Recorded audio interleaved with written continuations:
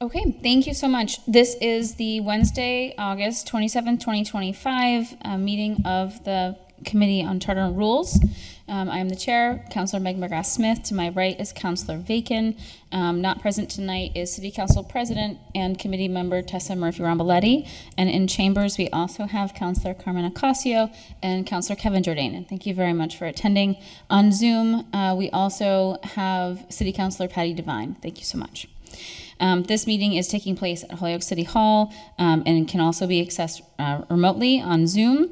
And also, live Spanish interpretation is available on Local Access Channel 15 using the television's SAP option, through the live stream on the city website, as well as on Zoom by clicking the interpretation option and choosing Spanish. And thank you tonight for our translators. Much appreciated. All right. Motion to take up item 1. A second. All in favor? Aye. Item 1, 6325 from Councilor Jordan, ordered that the following charter change be adopted. This is to Charter Section 39, which spells out the city solicitor's role. Amend from: the city solicitor shall perform those all legal services in which the city is interested and attend to all proceedings at law or in equity to which the city is a party, and to all claims made to the city council. For these purposes, he shall have sole charge of all such matters and proceedings. He shall give in writing his legal opinion upon any of the municipal affairs of the city, upon the request of the mayor or city council. In addition, shall give his opinion upon the law relating to municipal affairs in any department, upon request made by the head of such department. And amend 2, the city solicitor shall perform those legal services in the city as the city council shall establish by ordinance. He or she shall give in writing their legal opinion upon any of the municipal affairs of the city, upon the request of the mayor or city council, and in addition shall give his opinion upon the law relating to municipal affairs in any department, upon request made by the head of such department. All right, open for discussion. As the maker of the order, Jordan, would you like to speak first? Yes, please. That would be nice. So, Madam Chair, so here the proposal is to make an amendment to of one sentence from the current reading of Section 39 of the Charter relative to the City Solicitor's Office. So it would be taking what is currently in the first sentence: city solicitor shall perform all legal services in which the city is interested and to attend to all proceedings at law and in equity to which the city is a party, and to all claims made to the city council. For these purposes, he shall have sole charge of all such matters and proceedings. That 2 sentences is condensed into one sentence that says the city solicitor shall perform those legal services in the city as the city council shall establish by ordinance. So it's taking those 2 sentences, making it one sentence. The rest of the Section 39 would read the same. The purpose of this change is to allow the law department's functions to be set by ordinance. Currently, over the years, we've had understandings and misunderstandings, if you will, about trying to set the duties of that department by ordinance. As a general rule, all departments of the city, their duties and functions are set by ordinance, and the law department shouldn't be an exception to that. This has come up from time to time when the mayor and the city council would want to set by ordinance what those duties are, the scope of responsibility, what we need them to do and not do, and it should be no different than any other department. And so this would enable the city government to set those things by ordinance without worrying about is there any concern about conflicting with the charter. The other thing, it also removes putting the law department in the difficult position of ruling on their own scope of authority for their own department. For example, they could, and actually, as we've discussed the Modernization Act, they have made various opinions that said stuff like, you can't make this ordinance change because it conflicts with Section 39.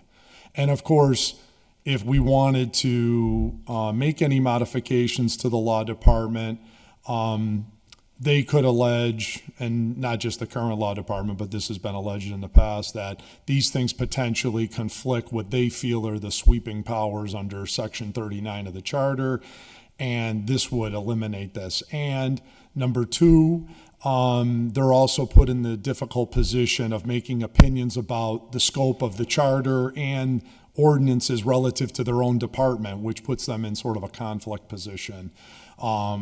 Because if they say, well, we make the opinion that you can't touch us by ordinance, and we're the interpreters of our own legal opinions, then, where do you go from there? So this just cleans this all up. This should have really been changed years ago. And now, as we're doing this modernization with these other charter sections, this one made all the sense in the world that we would just say very plainly, they perform those legal services as set by ordinance. So that's what the change does. Thank you. Thank you. I see Councilor Devine's hand. Thank you, Madam Chair. In reading this over, I don't know why we're just not sending it to ordinance, because that's what it says. It has to be established by ordinance. So that would be my take on this is City Council shall establish by ordinance. So I would send this to ordinance. I think it would certainly need to be developed in ordinance, but similar to other changes we've discussed, it may not be able to be established in ordinance until the charter change allows us to do so. But yes, I agree that would be the next logical step. Yes, Councilor Jordan. Yeah, Madam Chair. Yeah, Councilor Devine is correct. Ultimately, that's where this would end up. This just simply says that we could set it by ordinance. We actually have a law department ordinance already. So we would, if we wanted to make modifications to it, then we would be able to, and she's right, any edits to the ordinance would have to come from ordinance, but this would enable us to do that. Yes. Councilor Devine? Yeah, I understand where Councilor Jordan's coming from, but what this says, it doesn't say could. He or she shall give in writing their legal opinion. So that's why I think it should go to ordinance, that word shall. And I see that Mike Bissonette has his hand up. But that would be my take on it. Mm-hmm. Okay, thank you. Solicitor Bissonette. Thank you very much.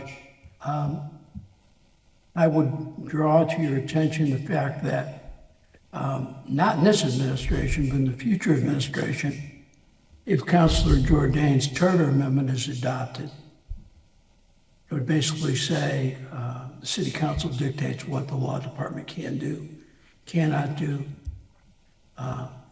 And once I misread municipal history, there's going to be conflicts between the executive and the legislative branch in the future. And you may get a solicitor appointed by the mayor who says, I'm not going to do anything unless it's specifically in an ordinance. And that could really cause some very serious problems with the administration of the city's financial responsibilities, as well as just day-to-day operations. I'm sure not only Lisa, but probably every other previous solicitor will tell you that you couldn't make a list up that would cover everything.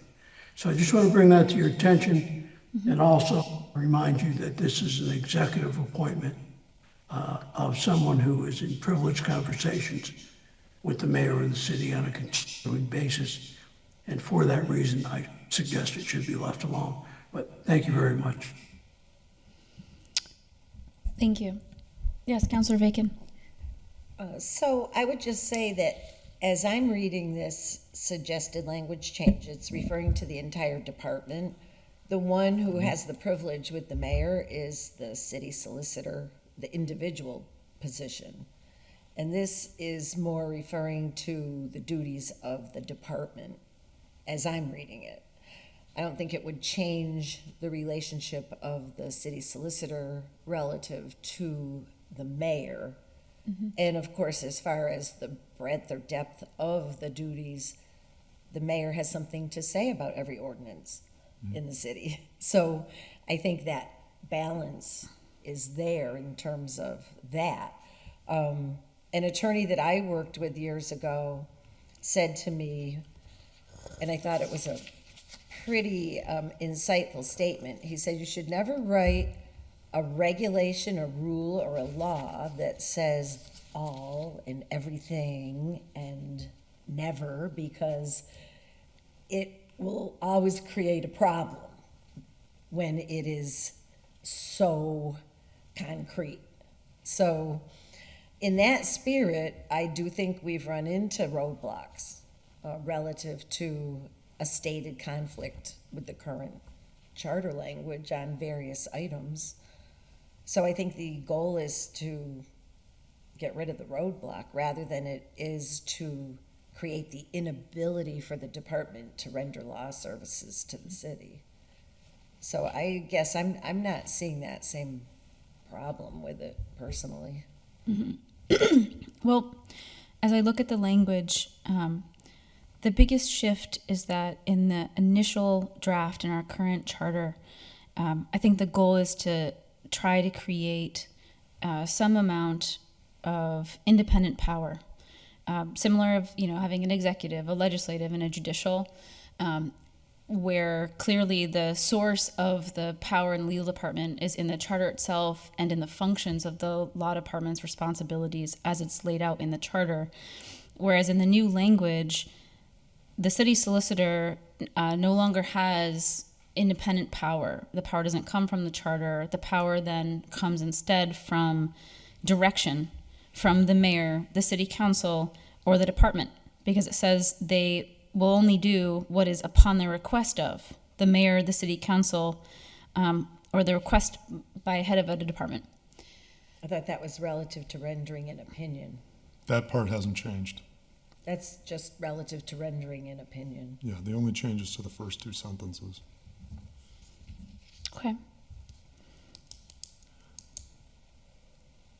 Could I make a comment? In just 1 minute. Okay, sure.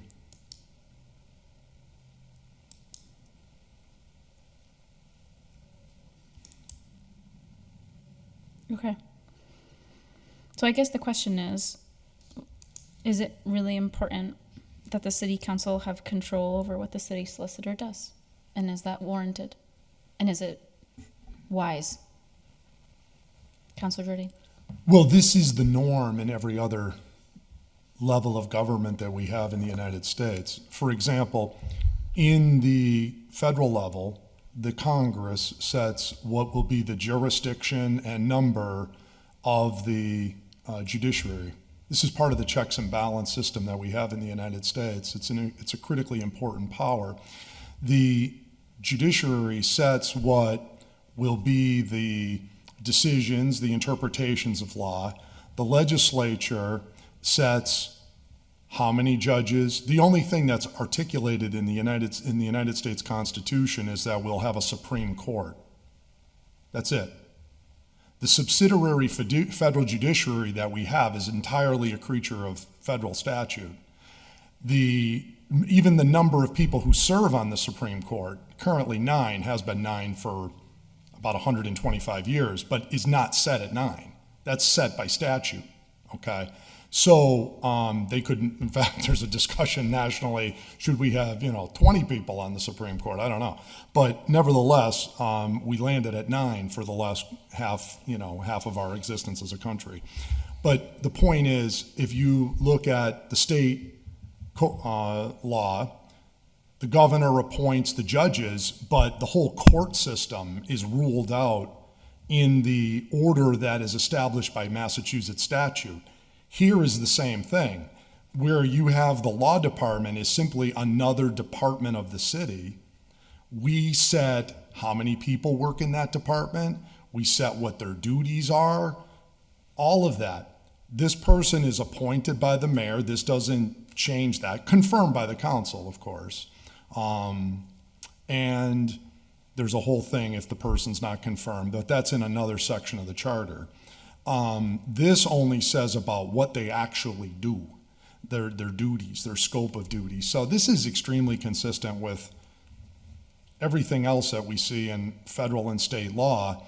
And what concerns me is the opposite, that this department could say, we do whatever we want to do. And that's currently the way they have the ability to interpret this. To say that you, as the legislators, the lawmakers of the city, and the mayor, cannot tell them what they do, which is preposterous. We're the legislative branch of the city government. The mayor has a check against us, but no department of the city gets to dictate what they do, how many they do, what their own budget is, all the scope of their responsibilities. That's all set by law. And then when they're sworn in, they're supposed to take an oath of office to uphold those ordinances. And whatever is in ordinance is hotly debated, typically, right? We want them to do this. We want 5 lawyers. We want 7 lawyers. We want 2 lawyers. Part-time, full-time, residents, non-residents. We want them to have one for the city council, one for litigation, one for this, one for that. All of that is determined by the elected leadership. It's not for the law department to say, we perform all legal services, and then they can interpret that in any way that they want. Because who does the legal opinions? It's self-interpretation. We have to be very careful. That would be like the DPW director having the authority to say, the DPW shall do this, this, this, this, and this, and you shall, give us whatever we want. It doesn't work that way. The DPW performs, the police, fire, all these departments perform whatever duties are set by law. Just as a context, can I ask, you referenced earlier to some issues in the past where this had been used in order to block changes that had been attempted to be enacted by City Council. What were some of those changes? Well, we had them, you don't need to go further back than my initial package of changes, right? There's, read back in the edits from the law department. They said, when I had suggested that, and of course, this has all been worked out through compromise in this package since, but I had suggested that the Labor Council, in one of the earlier iterations, could be under the CAFO and would work under the supervision of the CAFO. Or we said that the person who would work with the independent auditor and the city council would work under the supervision of the independent auditor, right? They came back in their legal opinion and said, you can't do that. It conflicts with Section 39. I mean, this happens periodically, and then that means basically that's like their veto, a 100% veto, because we can disregard their legal opinion, but it is given quite a bit of weight. And so, that's the situation. So what I'm suggesting is, if we had this language and that just says perform all legal services that is set by ordinance, they have the opportunity at that time to say, you should do, we think the law department should do this, we can't do that, we need more people. They need to lobby the mayor and the council for what they think they need for their department. But if theoretically the mayor and the council wanted to have legal services under the independent auditor or under the CAFO, absolutely we should be able to do that. That's just one example. That's the most recent example. Thank you. And Councillor Bacon, and then Solicitor Bissonnette. And so the other point I wanted to make is that when it comes to the law department, they're providing us as the city council with opinions. And from time to time, the opinion of the law department has diametrically changed from one opinion to another. So the point is that they are opinions, but at the end of the day, it is the city council's obligation to determine the law. They're advisory to us in the same way that the planning board is advisory to us. They render an opinion, we should give it serious consideration. I'm not saying we should dismiss them, but like anything, things are subject to interpretation. And to make it more co-equal would not be in the spirit of local government. Thank you. Solicitor Bissonnette and then Counselor Devine. Just wanted to remind folks that relative to providing independent legal counsel, I believe the mayor submitted in his budget after negotiations with Councilor Jourdain, sufficient funds to provide independent opinions for the council based on that very question.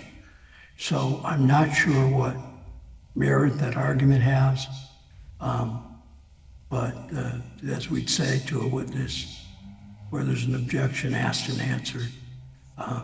So I'm not sure that's a valid objection going forward, unless you think it was some kind of smokescreen, Kevin. I'm not clear on that. But that's where we are, and that's where we had left the negotiations, as I recall. One got to do with the other. Thank you. Counselor Devine? Yeah. I don't know what we're getting into here, where it seems like we're telling the lawyers. I'm not the only one on this council that is not a lawyer. I think there may be two, but nonetheless, we've got a great law department. I think they could stand up to any one of us that might have a law degree. And I would prefer that it's almost sounding like their studies. I mean, Mike Bissonnette was the mayor of Chicopee. He's certainly got a lot more experience than I say that. But I don't get this. What is the big deal that we have to overpower and tell the law department, the very experienced law department, that they're not doing it the way we want them to do it, because we might disagree. And I have a big problem with that. Mm-hmm. Yes. Thank you. I see Counselor Jourdain and Counselor Vacan. Yeah. So the big deal is a couple points. One is, I'll just address Mike's point. The fact that this was fixed by giving, money to do the independent thing, that's great. And that was part of the compromise, and I appreciate the mayor doing that. The point is the bigger one, that structurally, what if he said no? What if 2 years from now, they don't choose to fund it and the council wanted to do this? This would be prohibited under here. The fact is, the big deal is that the law department should be doing whatever the city's elected leadership tell it to do for work, like every other department of the city. That's the point. That it would be the equivalent of the Supreme Court being able to say, we don't care what the executive or legislative branches tell us, what the Constitution says, what any statute says. We make the interpretation that we can effectively do whatever we want to do. And that's just the whole exercise here of why this, so the bigger point of why is this coming up? Because we're doing the Modernization Act. The whole point is to fix these antiquated sections of the charter where this one's been 125 years old. In this language of what was in effect for the law department in 1896, we now have the benefit of 125 years, 130 years of history as to how this has actually worked. And what we're saying is every department operates under the authority of an ordinance approved by the mayor and the council. And this department has rendered legal opinions, and by the way, not just this time, that basically says, no, we can say that you can't pass that ordinance change because we say it conflicts with the charter and we say what our own authority is. This is what legal opinions have said. So therefore, that's why it's an issue. And I'm trying to get that cleaned up. This is basic good government and reform. This is just, and what those legal services will be the decision of whatever the mayor and the council wants to do. It doesn't interfere with any other point on, what conversations the solicitor has with the mayor and all this, but they can't They have to do, and that ordinance could be written just like this charter says. Maybe it's, the council says, do whatever you want. But on the other hand, they could write the ordinance to say, we want you to do litigation, we want you to do real estate, we want you to do this. But for these things over here, maybe we want to have outside counsel do this, or maybe we want this person under an independent auditor, or maybe we want whatever, and who knows 20 years from now what the mayor and the council will want to do. This just enables us to be able to make those changes without this impediment. Thank you. Councillor Bacon? Thank you. So the other point I would make is kind of taking the opposite look at the thing. Because in the charter, it says the law department will do all legal matters pertaining to the city. And that isn't happening. It's never happened. The retirement board has separate attorneys. HG&E has separate attorneys. I think the water department uses yet another one. And these are all city-related services that the law department does not do. So, I mean, if you're gonna go, to the letter of the words that say all and everything, well, then we're not doing it anyway. So I'd like to make a motion that we adopt this proposed amendment. And if I can't get a Second for second, the purpose of discussion. Yeah, I should have did it on my tablet and not my. I'm sorry, No, I'm Councillor not- Devine, I yes. believe that you need to mute your mic. Thank you. Okay, one of my questions is, so did you second it? I did, yeah, Oh, I okay. seconded it for I the wasn't purpose of sure. discussion. So one of my questions is, if one of the goals is to have, to make sure that there is a capacity for outside counsel, why not change the charter instead to say, in the annual budget, sufficient funds for outside counsel will be allotted for the city council for its sole use? In the charter. Yeah. Well, that's an interesting concept. I'm thinking about so like this is one of these pieces, right? That's like, Right. it's going to come to a head for a number of people who are going Right. to feel anxious about it being too broad, a change. And so is there a narrower change that we can make that still really does provide for the concern Oh, you that I'm mean hearing? keep the old language but add a sentence about, Yeah. I don't think that fixes the problem, Meg. I think those two sentences at the beginning of 39 have just rendered, it isn't just about, I'm not doing this or proposing this for the purposes of getting more money for legal counsel for the city council. In fact, my proposal gives us $0. All this says is that whatever the elected leadership of this city chooses to do for legal services in the city, it'll be set by ordinance and by the, by the council and the mayor. It's not going to be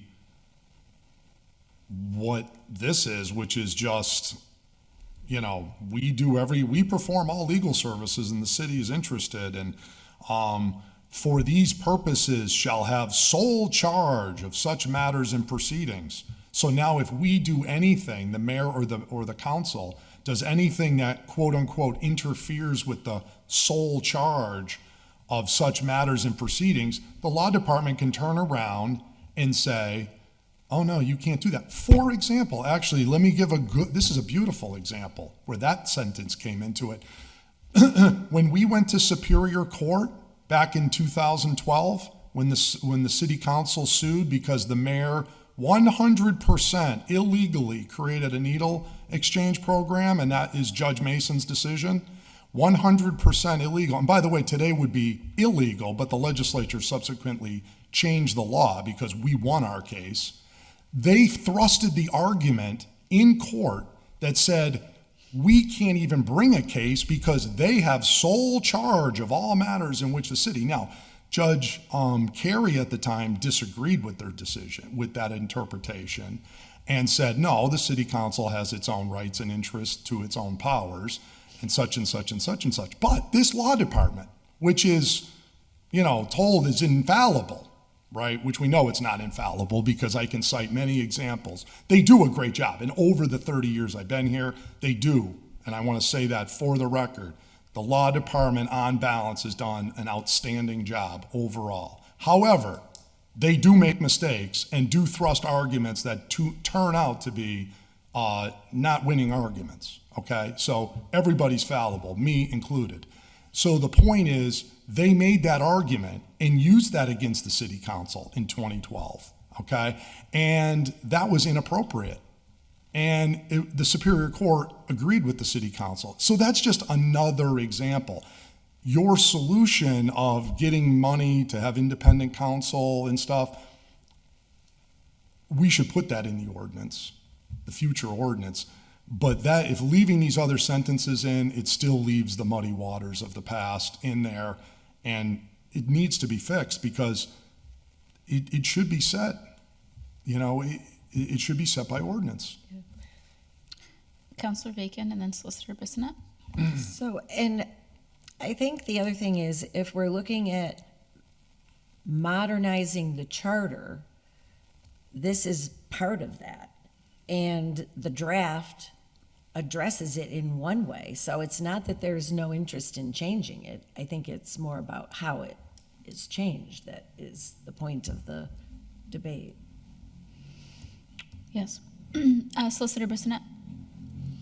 I just want to remind folks that this is all coming before you as a result of a vote, plebiscite that was held in January to change the treasurer to an appointed position rather than an elected position. From that stems the need to change certain sections of the charter or for the council to make a decision to combine the collector and the treasurer. At that time, that opened up the door to discuss the Municipal Modernization Act that was proposed by Mayor Garcia. It is not a thorough charter review. It was never intended to do anything other than bring the financial situation, which has been the subject of some 20 years of DOR reports and outside auditors saying it needs to be changed and updated. Other than the concerns I've heard here about Kevin's disputes with the past law departments, I really can't see how this fits anywhere within municipal finance modernization. As we discussed, the mayor agreed as part of that ordinance to include provisions for the council to be able to have their own when there is a legitimate dispute. He was willing to fund that in this year's budget. But as we all know, passage has been held up, and so is that budget. So that's where we are tonight. And I will remind you, this home rule petition, like all others, would need a vote of the council plus the mayor's approval before it would go to Boston. So thank you very much for allowing me to speak. Yes. Councillor Bacon. Thank you. So if we're interpreting the charter language strictly, we wouldn't be able to establish and fund separate money for the council to have its own attorney because it says the law department will handle all. So, I mean, we end up in a circular discussion that we interpret it strictly when we choose to, and then we decide to interpret it differently if it's convenient for the particular debate that we're having that we want to solve. So I just think you can't have it both ways. And our current ordinances in section 2, 153, I think it would fall underneath the securing assistance of their council section. And I agree, the difference is the power originating with the city solicitor, with the council. But it says the city solicitor may, with the consent of the mayor, employ special counsel in cases wherein he or she feels such special counsel would be advantageous to the city's interest. He or she may likewise employ expert assistance and stenographic services when such are necessary to the successful prosecution of city legal affairs.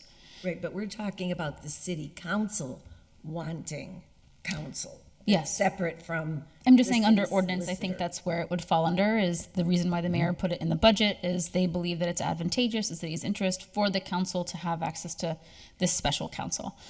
So I think that's where it falls now. Well, But it doesn't fall under the charter language, which I think is to Councilor Jourdain's point, that if we want to have that flexibility, then we need to modify the charter language. well, it says the city solicitor shall perform all these legal services, and that I don't think the intent in this is there's one person and only one person. It's determined as a department, and that department head is going to then delegate. So I don't think that this in any way, prevents us. I mean, the most narrow possible definition of this would prevent us from having a law department. And I in no way think that that's the spirit of what this language is. Not in the charter. And in the charter. And so like as a result of it allowing us to have a department that's underneath the delegation of the city solicitor, then yes, I don't think that, prevents the ordinance here that says that absolutely it can, special counsel can be employed. Well, you could say the city solicitor and the law department if you want to add that in for more clarity. But in the original version, it says, in the current law, it says just city solicitor, so I left it that way. But I will just add that how it has framed out is the city solicitor, and then the city solicitor appoints such subdelegates that assist him or her doing their work. And that's in the ordinance. Right. Yeah. Well, on the question, we have a motion I already made a to motion. pass as. to Yes, pass the exactly. I'm amendment. just referring to your earlier motion. So we have a motion on the table to pass as is. If we're ready, we'll take a vote. Okay, so on the question, motion is to pass the change as drafted by Councilor Jordan. All in favor? Aye. Aye. I'll move it forward to council with recommendation. And I think, again, this is part of that wider compromise. Yep. And I think too, to Solicitor Bissonet's point, we'll see where the other ones go in order to determine if the package itself still stands. Okay. Motion to take item 2 off the table. Second. Okay, this is, all in favor? Aye. This is an order co-filed by Councilor Jordan and Councilor Bartley. Ordered that Charter Sections 19 and 34 be amended and elsewhere as appropriate to allow for all appointments to the Fire Commission and the DPW Commission to be appointed by the mayor, subject to the confirmation by the City Council. Councilor Jordan, as the maker of the order, would you like to speak to it? Yes, so this is a golden oldie, as most counselors will be aware. This is the issue about the council having confirmation authority over the fire commission. Council's passed this probably 3 or 4 times previously, but prior mayors have chosen not to approve it. As Mike earlier stated, any of these charter amendments need the approval of the council as well as the mayor. So this one here to section 19 makes one edit. It adds in the sentence, currently reads, the mayor exclusively shall appoint 3 persons to the fire commission, one of said persons to be appointed in the month of January, et cetera, et cetera. Now it would read, the mayor, subject to confirmation by the city council, shall appoint 3 persons to be fire commissioners.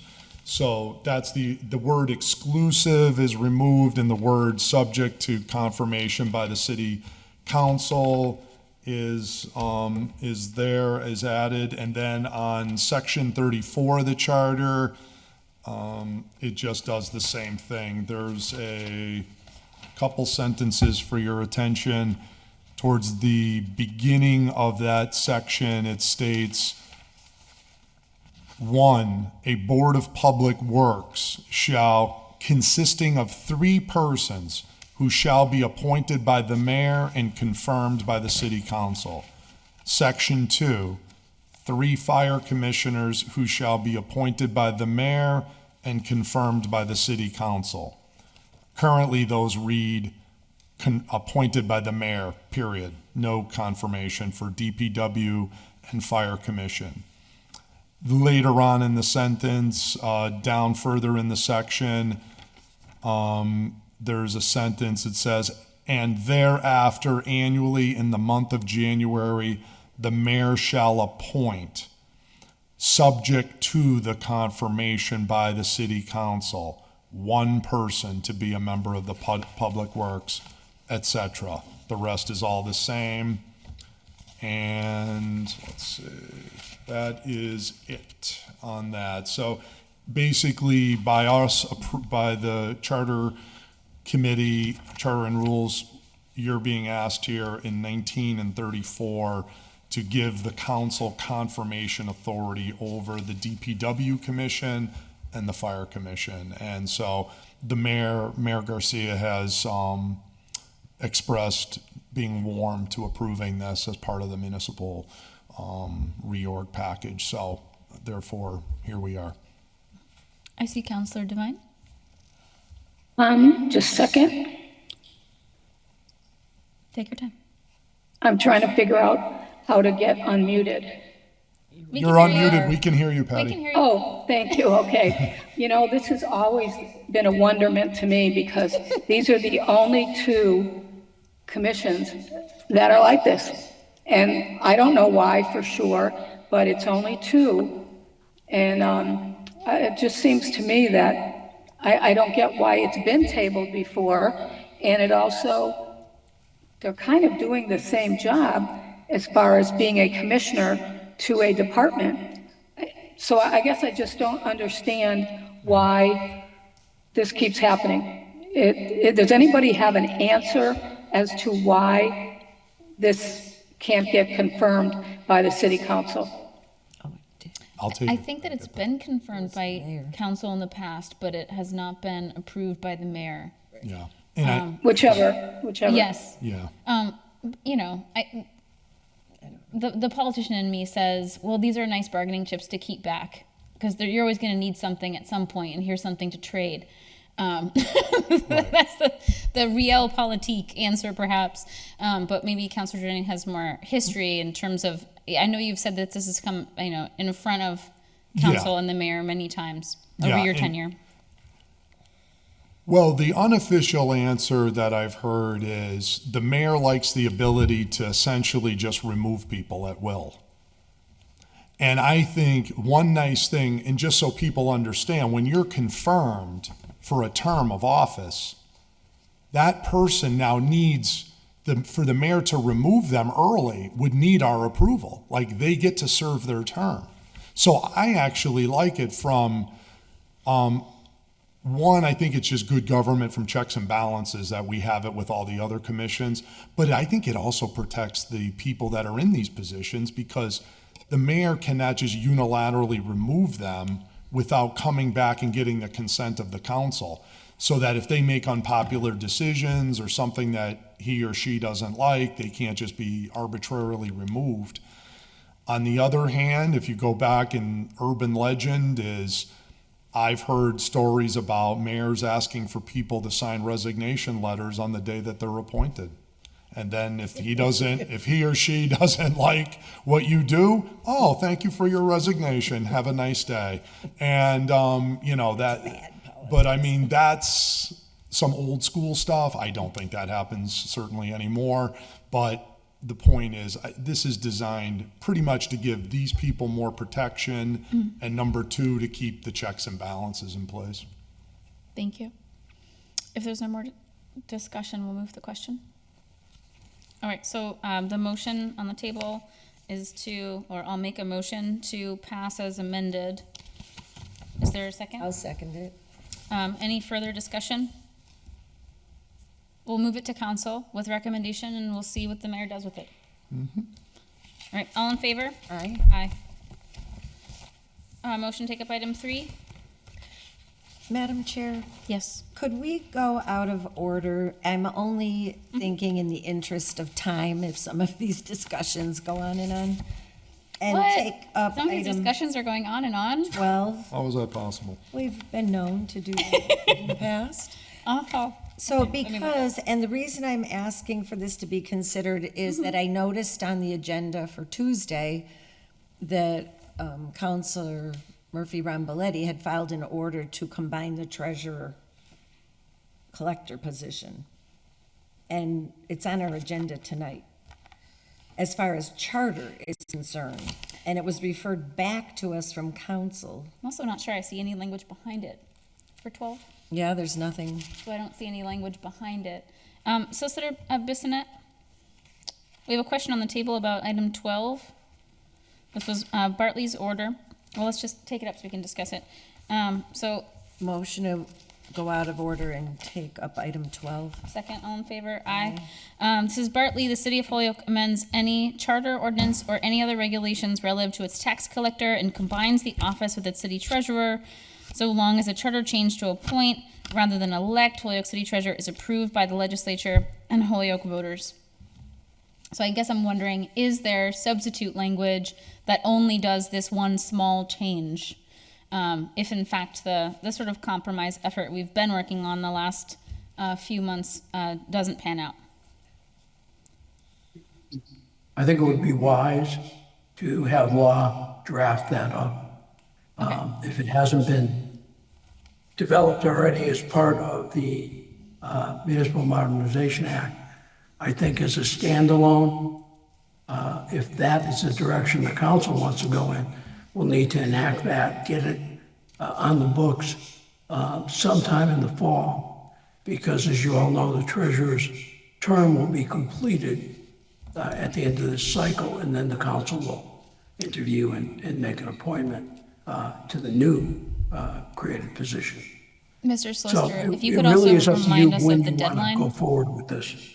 Yes, thank you. Can you also remind us of the final deadline? When do we have to get the home rule petition to the legislature? Well, this year I would suggest no later than November 1st. At the very The least. reason why is there's a notorious delay due to some holiday festivities and time off in the legislature. And so if we're shooting for something, I know our state rep is amazing at getting these things done, but as I know from past experience, very little stops and schedule parties. Thank you. So if I may, Yes, the reason Councilor this Bacon. was filed in April of 2024 in anticipation of the vote was so that we would have plenty of time to get the language Yeah. to make this happen. Now, it got sidetracked because everything got merged into the draft Modernization Act. Yeah. But I think there should be a parallel track here, or Yeah. we won't have a structure, which is why I filed the other order to establish a salary. I saw that. But the historical discussion relative to this was, at least on the part of some counselors, I am not on the record as having said this, but others may be, that they wanted to see a consolidation of something before they considered anything else. And this is that consolidation, and there's no reason why it couldn't just simply be done. Well, You know, it's just, if we don't, though, then we have to move forward with the treasurer. yes, I understand. Absolutely. And I think we're doing our very best to come up with a compromise package here. And if it doesn't work because we are coming up on time, then yes, absolutely, we're going to have to do that. And it does strike me that we would want to be able to move that through charter and rules, certainly before, for that first October meeting at the very latest, and potentially even sooner. Well, here's the thing to just remember. Yes. Whatever charter does, ordinance also has to do something. So it can't be, Yes, I was more sequential. thinking of wanting to make sure we hit the home rule petition deadline, hopefully around the mid-October range, give us some padding, and that still gives us a few weeks to work on ordinance and finalizing that right. And I for the suppose, January. so my concern was in seeing the order on to combine them, that it was a redundant order. But this order is a little complicated because it refers to amending the charter and ordinance. Yes. Which it can be handled, but then we have to do it here and then send it over to ordinance. I don't remember why it got referred back to us. I think people just didn't want to deal with it separately at the time. Yeah. But now we're going to run out of time, Well, potentially. one way of doing it, and again, it depends on, we'll see what happens in council, because we could also have a charter and rules meeting in between the first and second meetings in September as well, to look at the draft language and attempt to get it in a Because place I think it to would move be a good forward. consolidation, but Okay, things have taken on a life of their own. yes. So As they you- do. You're All right, gonna so refer table? this, you're referring this to the law department? I think we want to think- refer it to the law department Yes. for language. I think we have to table and ask for draft language to be shared with us prior to the next charter and rules meeting. Right. And I'll second that if that's your Yes. motion. All right, any more discussion on the motion? All in favor? Aye. All right, motion to take up item 3. Second. All in favor? Aye. This is from Councilor Jordan, ordered that section 13 of the Holyoke Charter, rules of city council, president pro tempore, method of sitting, journal, roll call votes, quorum, general powers, no compensation section be amended using the attached language. And this adds 2 sections, taking the original language and adding a section that says, a simple majority of all members of the council shall be required to constitute a quorum of the city council or any of its committees, but a smaller number may adjourn from day to day. All votes of the city council requiring a majority shall require a majority of all the members. All votes of a city council committee requiring a majority shall require a majority of those members present. All votes of the city council or any of its committees requiring a 2/3 or more supermajority shall require that same supermajority of all of the members. And then a second section is added at the end. Every ordinance shall be considered as adopted by final action of the city council only after passing the following 3 votes. 1, motion to pass the first reading by a majority of all the members of the city council. 2, motion to pass the second reading by a majority of all the members of the city council. And 3, motion that the legal form be ordained by a 2/3 supermajority of all the members of the city council voting in a recorded roll call vote. Councilor Jordan is the maker of the order. Yeah, thank you. So this is the way the language reads currently in our rules, and this is how it's been adopted by the council. Therefore, I wanted to make it consistent with what Section 13 reads. So basically, these 2 sections are taken word for word out of the council rules, and were inserted here to make clear, from what, this says Section 13 deals with rules of the city council, roll call votes, quorum, all these type of technical questions. And I put the current rules into this section. That's what adding those 2 there. So this way, there's no question. There's been some debate in recent history about how many votes for this and how many votes for that. This would make it all crystal clear. Thank you. So there's really 2 questions here. The first question effectively overturns the ordinance shift that was changed this term. That was my first ordinance meeting.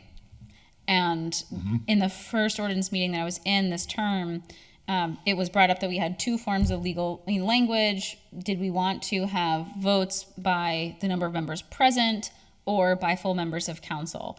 Ordinance debated and then voted for of who's present instead of Correct. of the full membership. That's correct. So I'd like to hear thoughts around why we're asking us to put in the charter an overturn of what ordinance decided and which council approved earlier this year. It's a good question. The only thing I would add, if I might, Madam Chair, is one is the rules still say all the members. So if you go to our rule book, it today says that, and that's always what it was. Then we had it in the ordinance to move us forward as it says the word present. That is what the ordinance says today. In doing the rewrite, it seemed to be, since this is on council rules, Section 13 is on council rules, it would be consistent with the council rules. That's, it's subject to discussion, but that was the thinking, is this is the way it reads in the council rules, and therefore that's the way I went with that. On the first section, there is no ordinance that says this. This is strictly in the rules about quorum and how many votes are required for this and how many are that. If that's literally word for word out of Rule 1. And which, by the way, also says it's all the members, and that's been in the rules for a long time. So that was the logic behind it. I just took that, I lifted that word for word.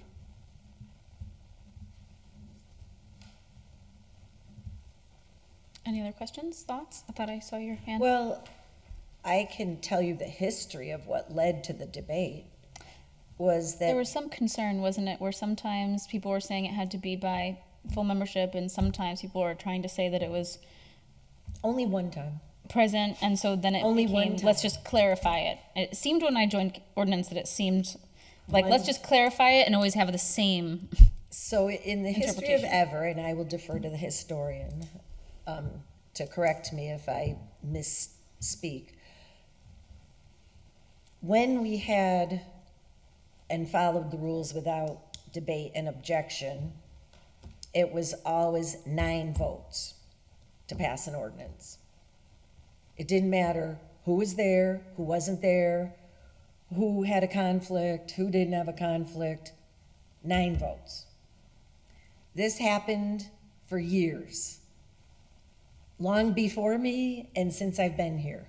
There has been only 1 vote the entire time I've served on the city council that passed with 8 votes and is considered to be a legal ordinance today, which I still disagree with because I think it was an illegal vote.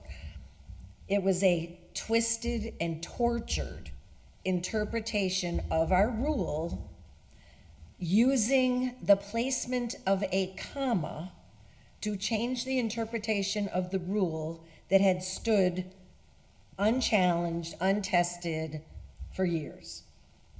And not only that, it was a situation that involved conflicts of interest around the table. That is what led to the discussion at the ordinance meeting. The only reason it says those members present is that was the best compromise to get as close to the initial intent of the rule that we could come. And I will note that it has been upheld that the city council is the total purveyor of our rules. The law department doesn't tell the city council what our rules are, or they're not supposed to. But again, we get back to an earlier discussion in that regard, which I don't want to go there. But that is how we ended up in that debate. And since then, it has never happened that way again. There was never that interpretation made again. And here we are. So if you want to call this anything, I would say it's just restoring the understanding that had been longstanding. Yes, Councilor Jordan?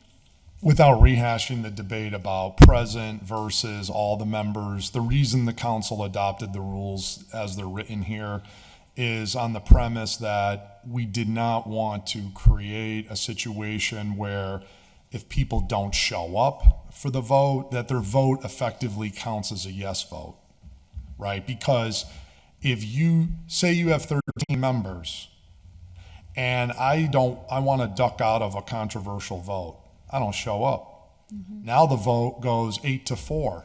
It passes, right? Because I didn't want to vote on it. The other one is conflict of interest. Ironically, if you don't show up because you're in a conflict, you're actually helping to make it pass. Because you abstain, now it's only 8 votes. So this is the stuff of why the council has the rule that we have. We wanted to be as above board as we could be about these things, and that it's of the body. So guess what? People don't show up, table it. Just wait until the next meeting and we'll have them here. Or if everybody's you got to be on deck to vote. And if you have a conflict, effectively your vote counts as a no. That was the way it was. But, compromise is what it is. And we wanted to move the council forward. So the ordinance passed and it is, and, we'll see where this goes. Again, politics is about compromise. Maybe this has to be revisited. I'm willing to listen to other arguments. We kind of went through all of that, but in the current rules today, that is what it says. I mean, you can read it for yourself. You read Rule 1, Rule 8, it's all right. It's exactly what's written here, word for word. And the other thing I would note, at our very last meeting, we had a vote declared passed because people were absent with 7 votes. I mean, the math was redone and then it was changed, but it was declared passed with 7 votes because of absences. And that's never been the intent of a supermajority vote. 5-2. Right. I mean, that's just not, you know. So that was the debate. And it's apparently still is. Yeah, and I think I was the only, one of the only folks that initially voted against that change. So this makes sense to me, and I think that it's also, there's clarity. There can be some ambiguity when there's a floating number of how many votes it take to pass. Clarity is not a bad thing. Councilor Devine? Yeah, if I'm hearing this correctly, I think I just heard that if you're absent from a meeting, you're doing that on purpose to have the vote go a certain way. I mean, what if somebody's in the hospital? How does that affect the vote? Unless I'm hearing incorrectly, it says that if you're not, and it was Councilor Jordan said, if you're absent from a meeting, you did that on purpose. And I don't get that at all, because I certainly don't do anything on purpose like that, not attend a meeting unless I'm in a pretty serious situation where I can't be there. And don't forget, we have Zoom now, so we certainly don't understand that at all. Yes, thank you, Councilor Devine. And Councilor Jordan? Yeah, just to clarify, I never said any person who ever misses a meeting is always doing it on purpose. I did not say that. People go to the hospital, people have weddings, people are out of the country, Lord knows what reason people miss meetings, okay?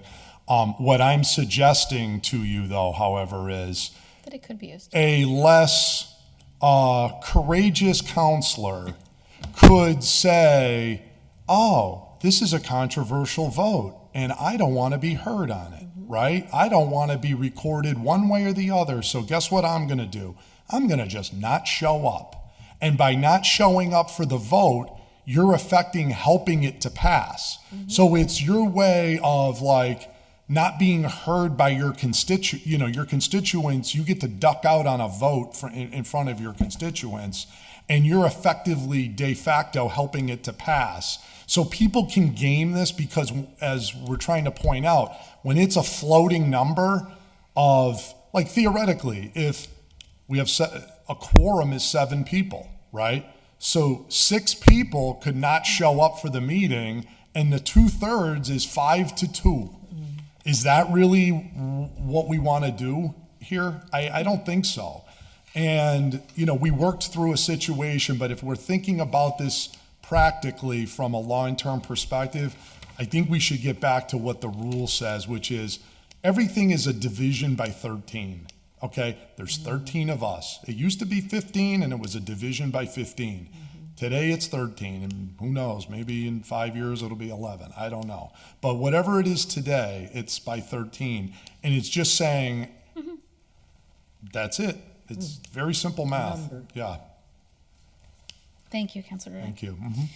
If there's no more discussion, I'll make a motion to approve. second, any further discussion? All right, all in favor? Aye. We'll move it to council with recommendation. Item 4, motion to take up item 4. So move, or second. All in favor? Aye. Aye. This is Councilor Jordan ordered that section 14 of the Hoag Charter on transactions by council or members in behalf of city prohibited except in case of veterans aid be amended using the attached language. And the line that's being added in here, actually, I think I'm going to read the whole thing, because there's a line that's removed as well, yes?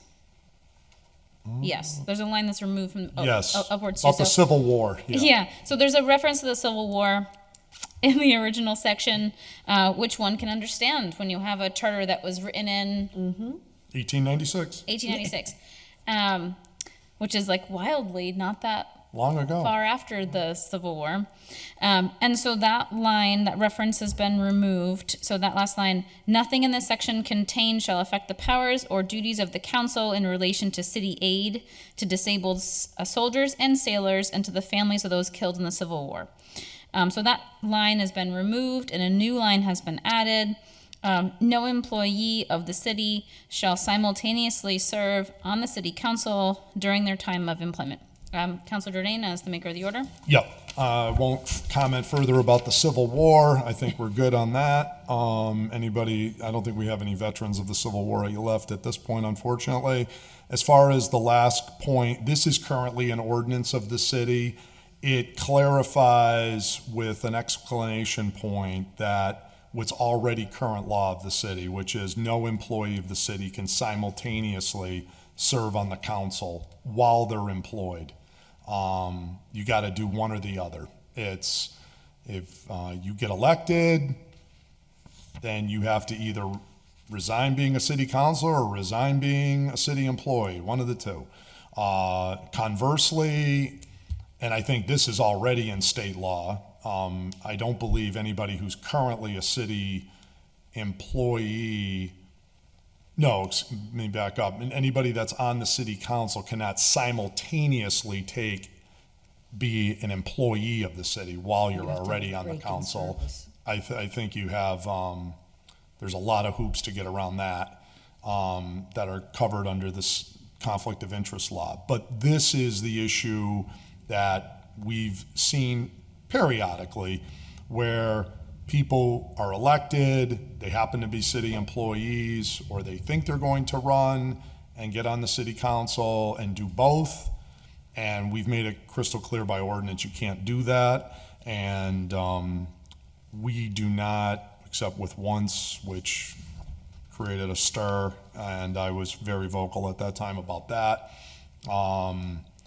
that should not be allowed. And when we did the ethics ordinance rewrite, this section was put in the ethics ordinance. And so I wanted to make it crystal clear about what members can and cannot do as far as being a city employee and a city councilor. So this helps make that nice, crisp, crystal clear language. I personally think the charter already prohibits this, and that has been, in my opinion, the long-held view. Is there's numerous sections about you cannot, like if you read this, you cannot be involved in the conduct of any executive or administrative business of the city as a city councilor, right? So what does that mean? You can't do any of the executive branch functions of the city government. There's only two branches here. You're either in the legislative branch of the city or you're in the executive branch of the city. We don't have a judiciary here in Holyoke.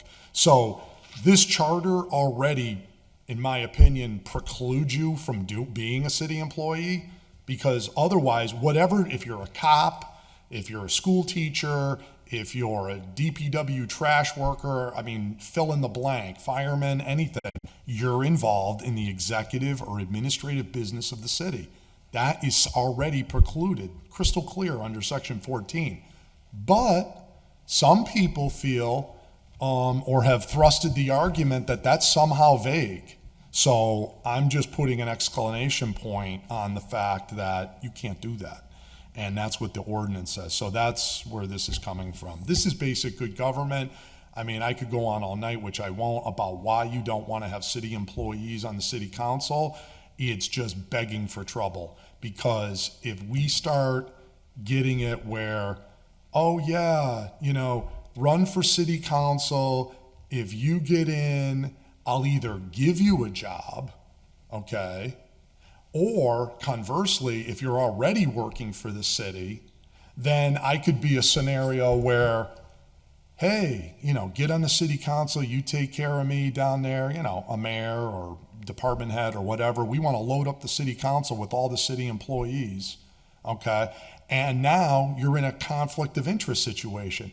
And trust and believe, there's no way you're ever going to convince me when they say, well, they'll just abstain from any votes relative to that department. We all know, no one's going to buffalo me with that argument, because I can tell you right off the top, yeah, hey, Charlie, you're on the fire department. You don't vote on this one, but I'm a cop, and, you vote on the cop ones, and I'll vote on the fireman ones, and what do you want? And I'll get what I want.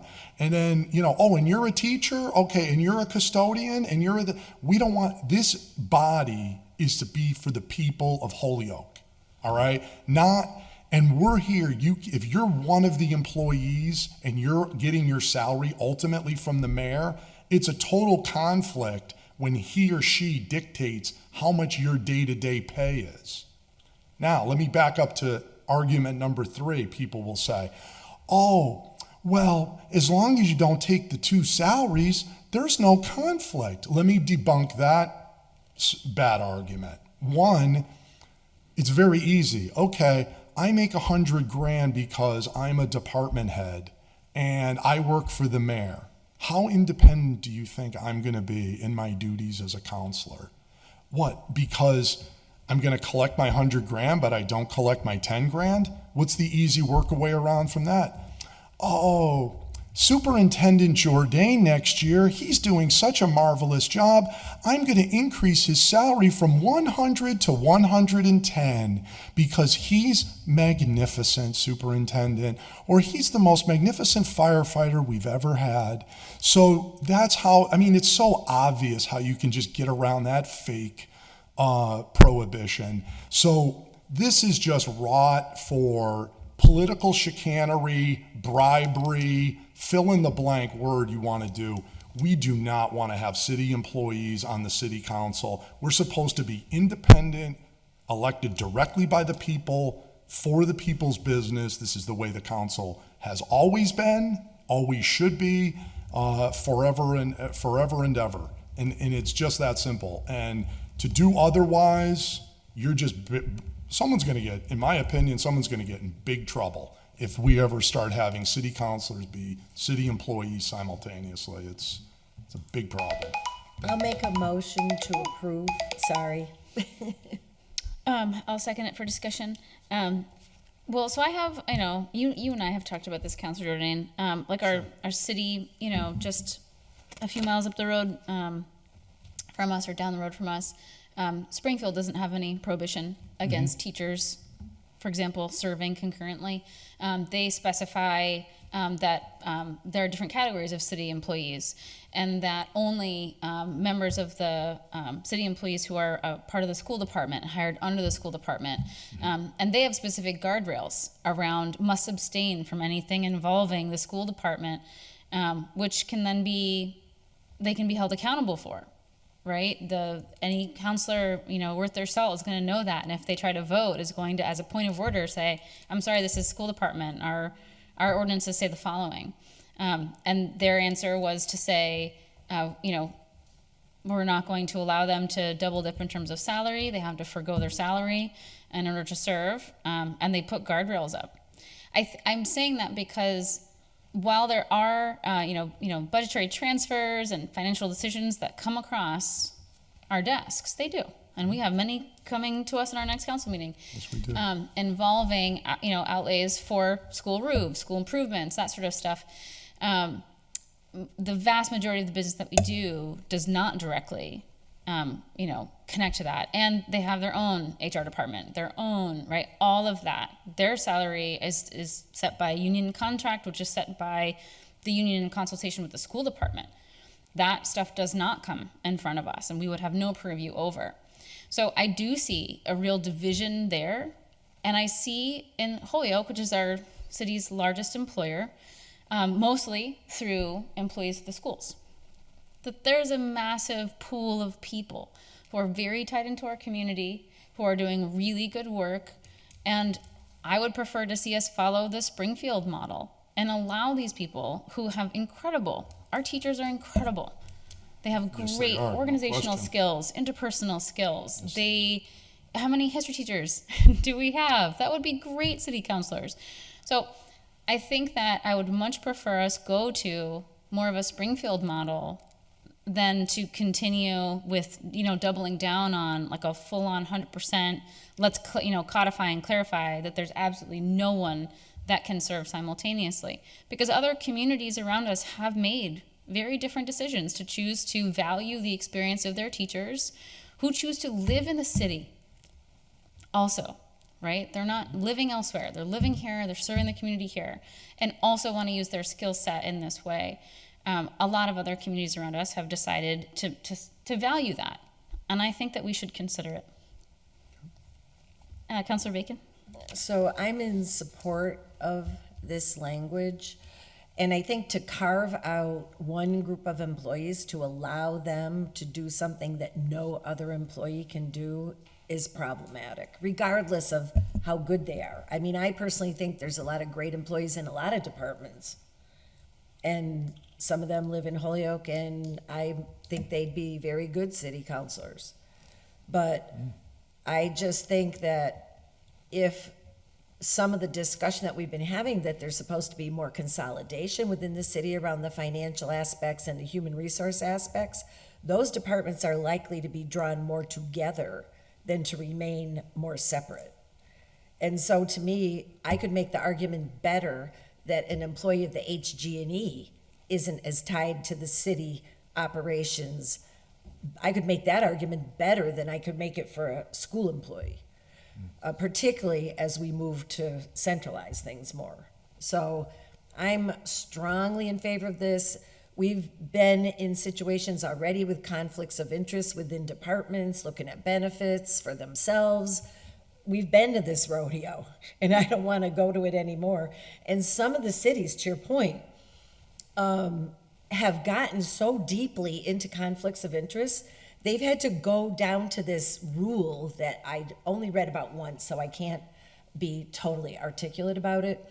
But they had to go to a rule where they had to let the people vote because they had so many people that were conflicted on the council that they didn't have enough people to vote. Rule of necessity. Okay. It's in the conflict of interest law, yeah. And it's like that, to me, would be the worst representation for constituents I could think of, and it's actually happened. So I just think it's a slippery slope. I think well-intentioned, and I take nothing against anybody in my position, that they would be worthy people, but I can't support carving one group out at the expense of others, so. And I will say, we're a 2-member committee today. Right. And also, I won't speak, I have to, in this case, vote my conscience, but, as we move it to council, there can be a wider conversation there. Yeah. Right, And so other maybe- voices can weigh in. So maybe for now, we should make a motion to table and bring it up at a future meeting. Or bring it up with no recommendation, or? Yeah, I think we should just move it to council without a recommendation, and let's let council decide this when there's more than 2 voices at the table. Can always send it back. All right, Yeah. I'm okay with that.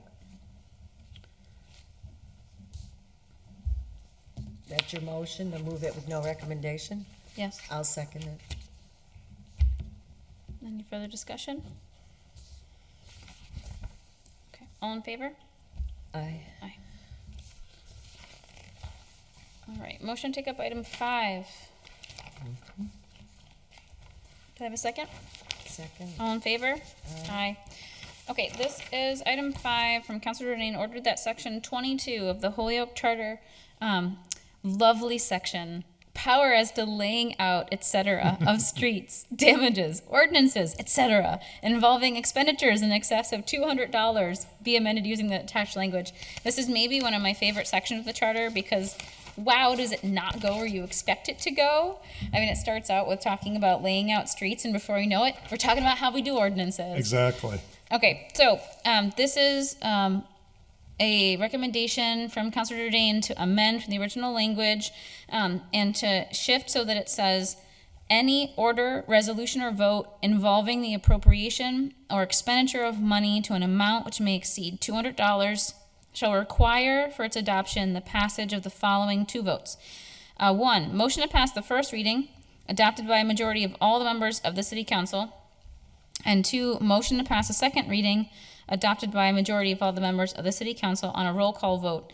Notwithstanding the preceding, if the motion to pass the first reading and the motion to pass a second reading occur within 3 days of each other, then the motion to pass the second reading shall require a 2/3 majority of all the members of the city council to be adopted. Any ordinance involving the appropriation or expenditure of money shall require for its adoption that the ordinance adhere to the procedures of section 13 for the adoption of ordinances. Okay, Councilor Jordan is the maker of the order. Thank you. So effectively, this has been the long-held view of the reading of Section 22 historically.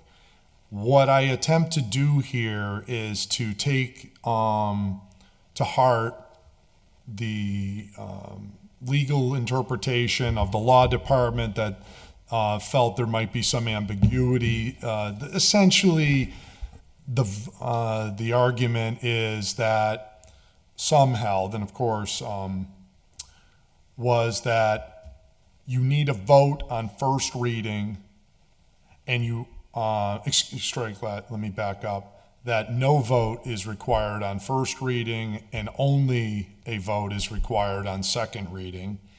And the long-held view was that the first reading, there was 2 votes because the ordinance says votes. It says here,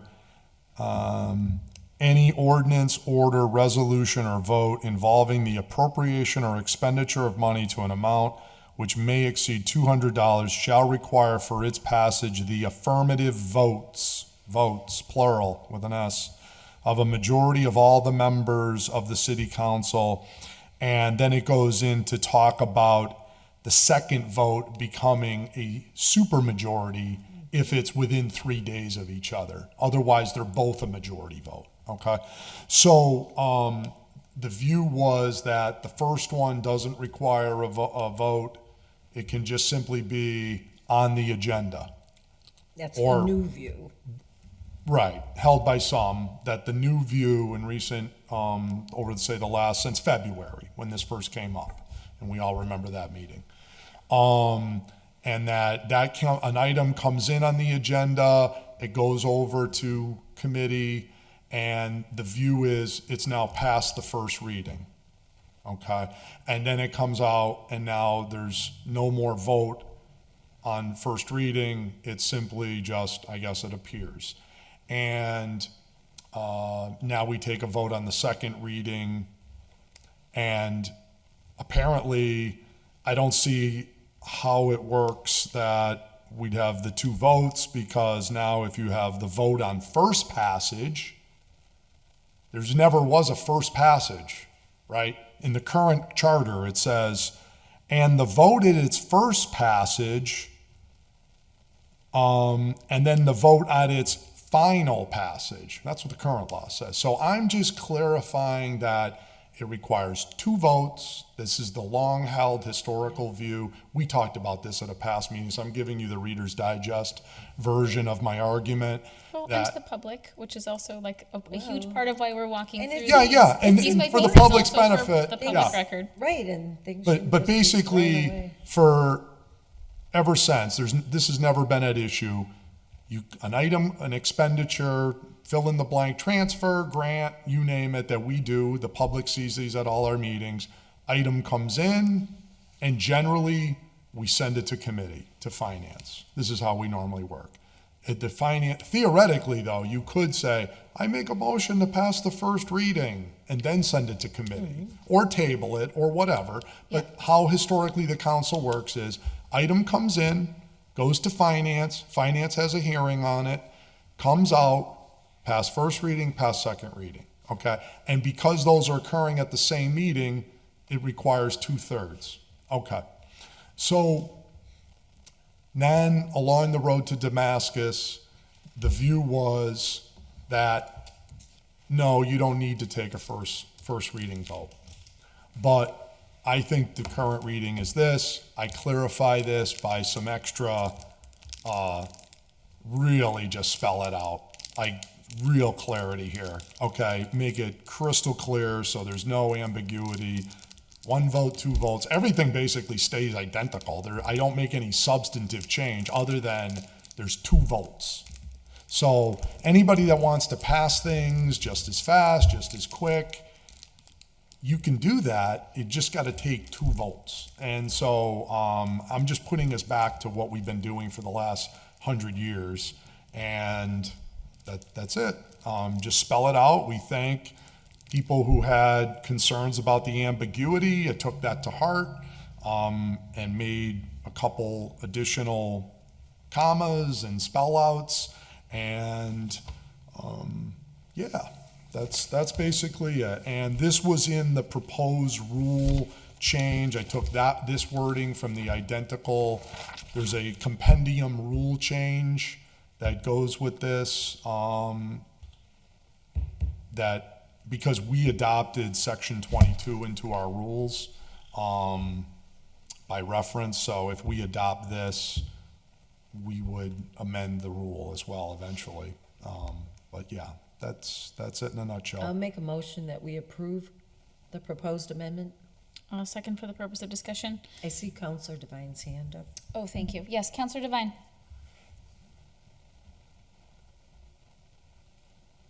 Maybe it's old. It might be. Counselor Devine, do you have your hand up? Or is now when you're muted? Because you are muted now.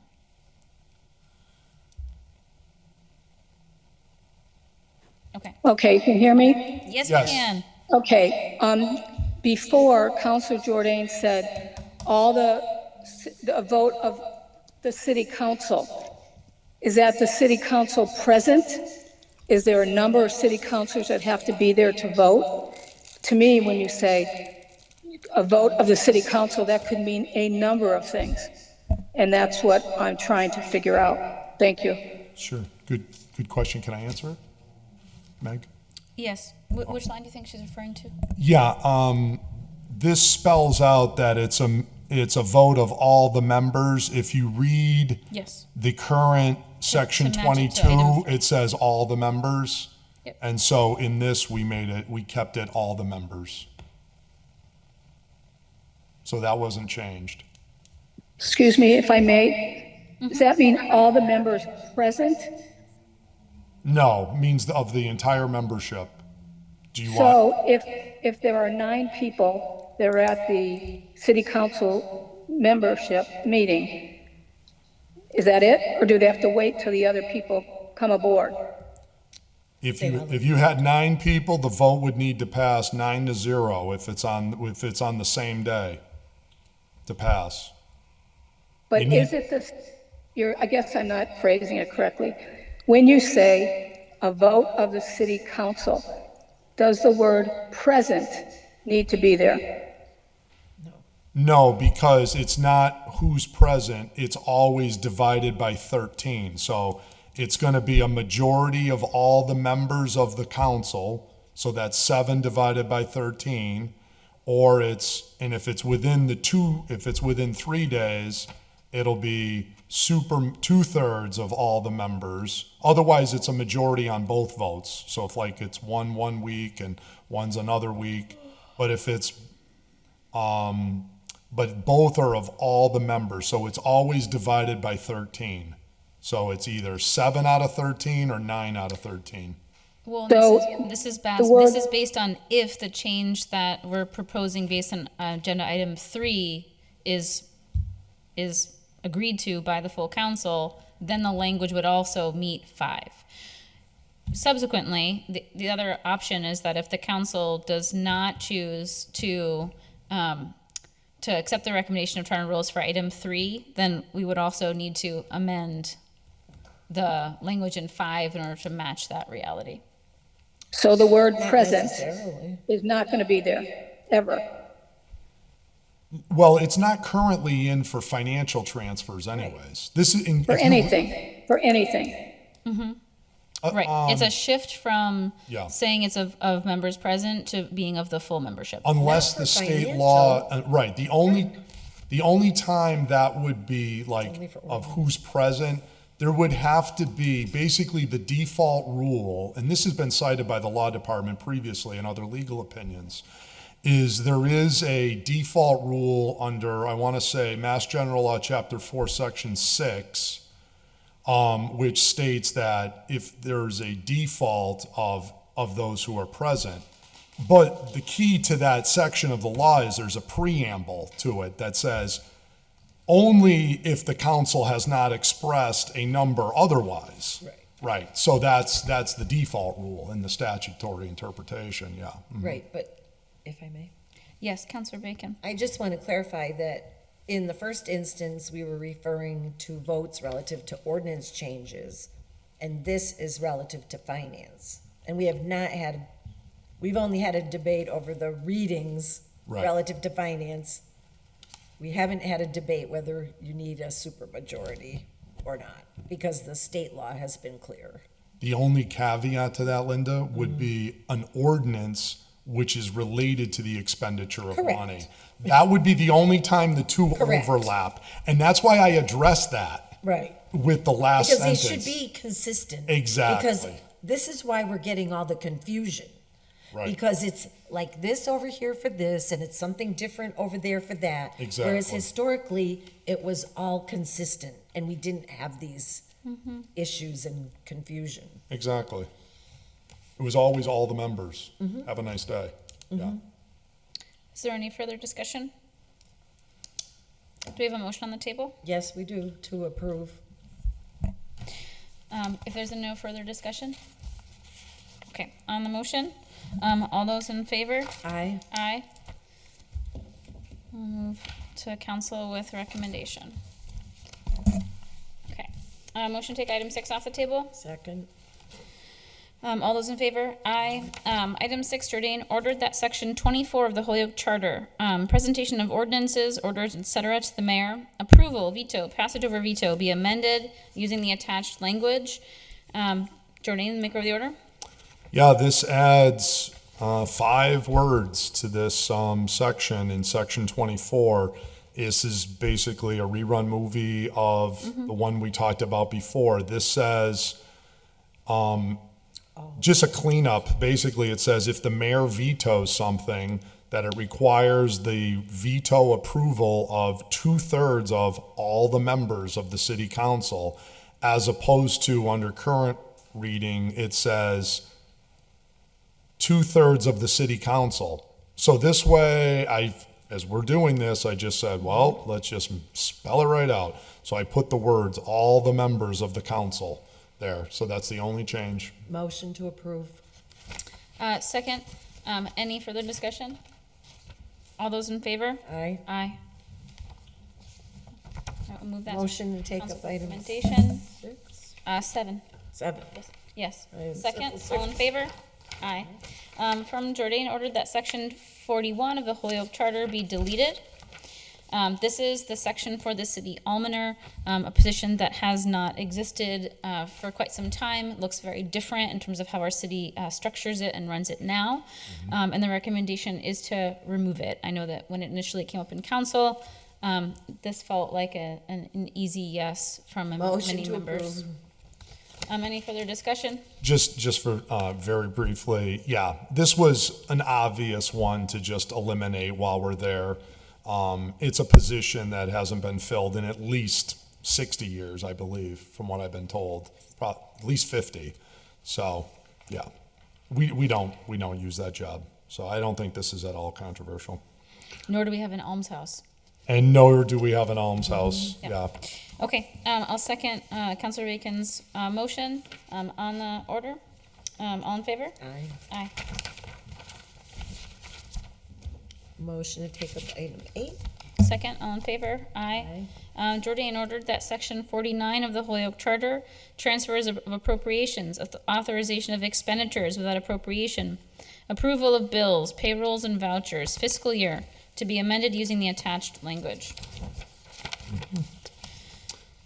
Okay, there's a number of shifts here in this section, and effectively, this is about transfers and about financial appropriations.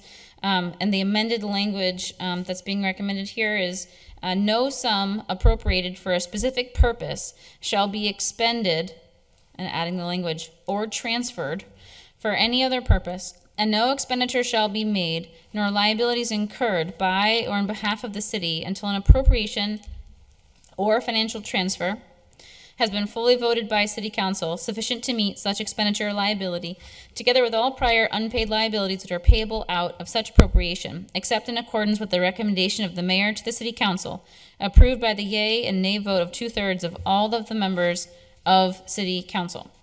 And then later, there's another new line. This is the financial year shall begin with the first day of July. In each year, the provisions of this section shall apply during all 12 months of the financial year. I will move to the maker of the order.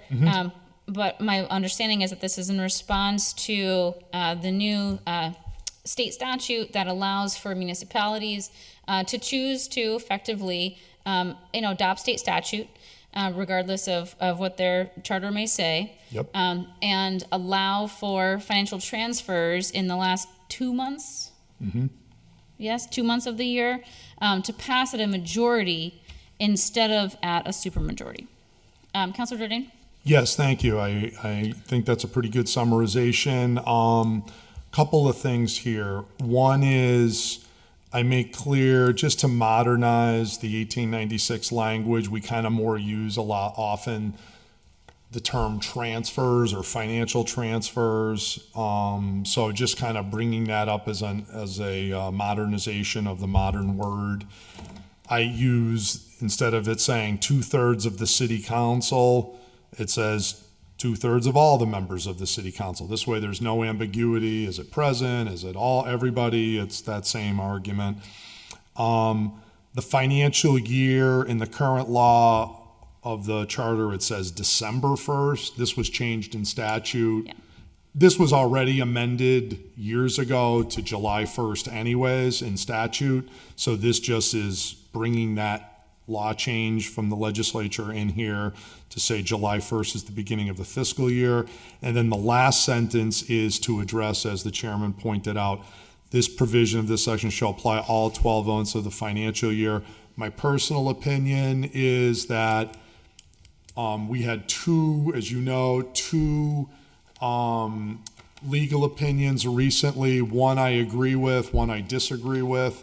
One is that it was relative to special stabilization funds, that when you take the money out of special stabilization funds, the statute, there was a change where it basically said, I believe they changed it a year ago, 2 years ago now, where it now says that if it's out of a special stabilization, like, for example, as you know, we have the main stabilization fund, the general stabilization fund.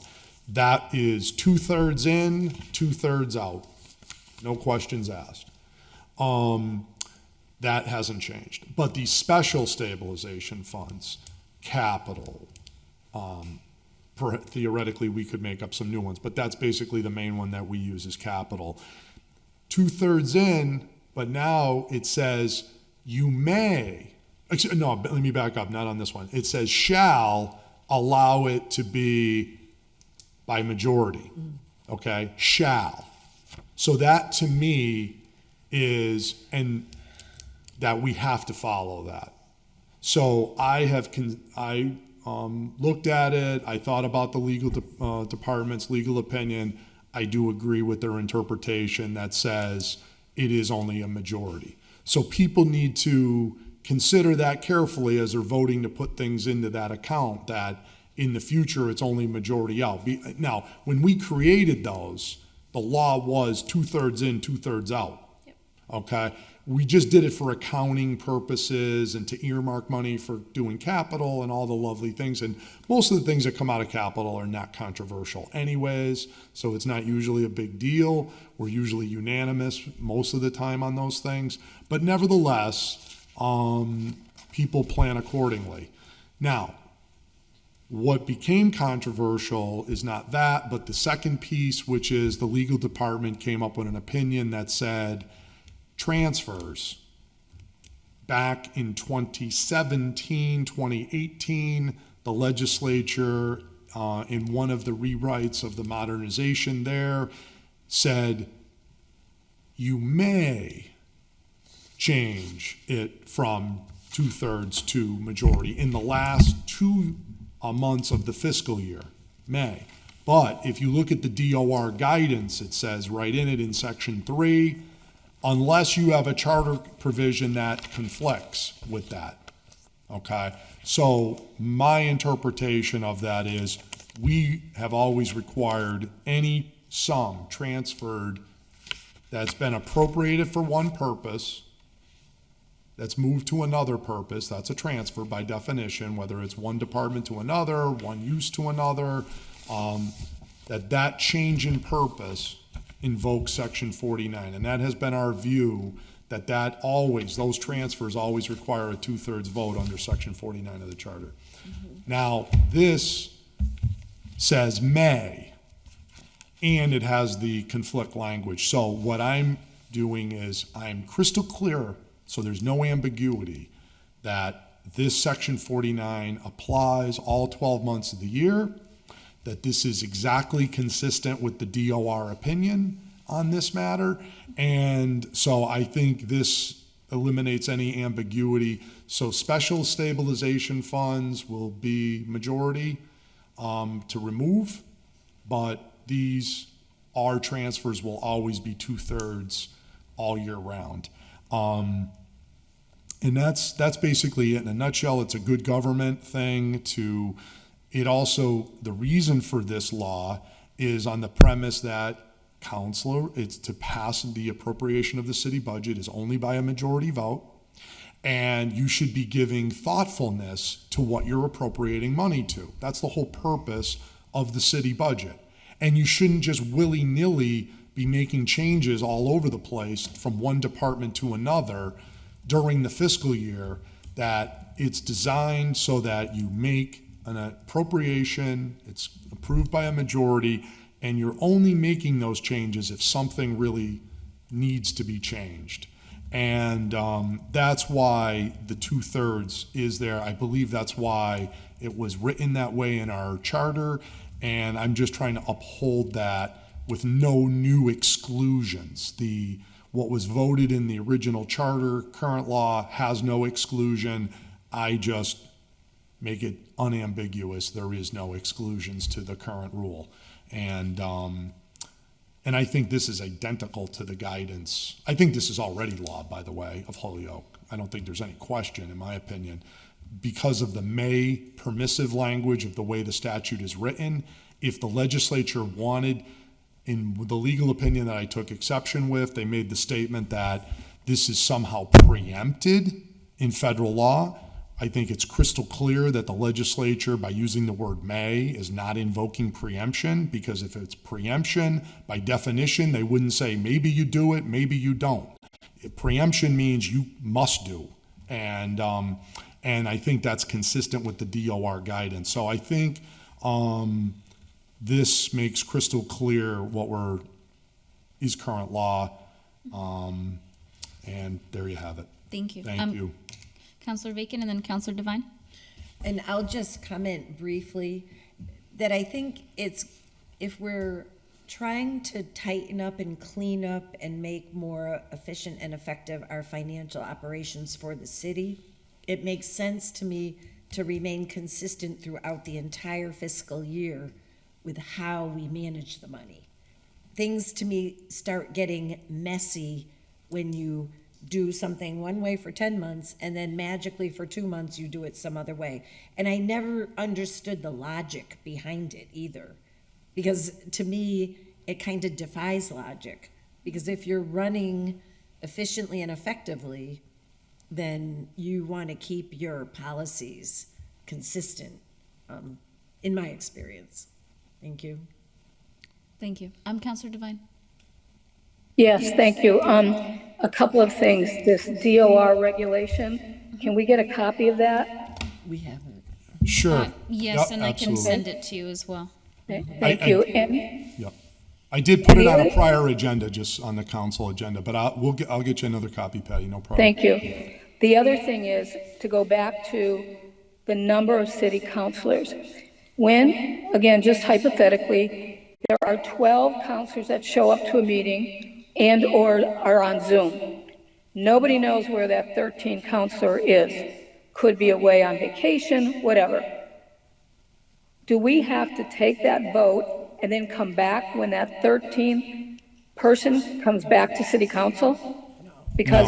No, it's so just that it would count as a no vote by not even being though there. it might not be a no vote? So what you're saying is that if you don't show up to a meeting, it's an automatic no vote? Or rather, you cannot be counted as a yes vote, and so it does operationally act as a no vote. And so the concept of this piece of moving it to a majority, I could see situations where perhaps it's towards the end of the year, we're getting close to vacations, people are out of town. When I was looking over the DOR guidance in terms of why this was initially put forward, a lot of it, honestly, were for towns that have town meeting. Just the concept that you could like pull off a town meeting really quickly is a very different scenario than what we are dealing with on city council. But I think that the guidance was in order to create some flexibility at the end if there was suddenly a deficit that had to be handled and something had to be transferred to cover a deficit that had come out of left field as they're balancing the books. And like, here we are. So a lot of it, I think, came out of, there were some case studies where they were looking at towns that really got themselves into trouble because they didn't have the flexibility to respond quickly. So that's where the guidance came out of originally. And I think what's in front of us is we have to decide, do we also agree that there could be situations where that flexibility could be required, or do we want the steadiness of knowing that there's never an exception and there's always the 2/3 majority required?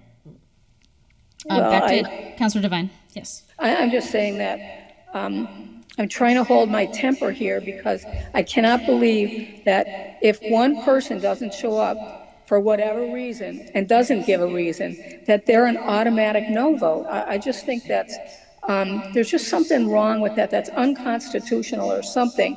It's like, God forbid you don't show up because they will take it as a no vote, and that's not right. And that's just my opinion, but I won't vote for this as long as that's in there. Thank you. Councilor Bacon?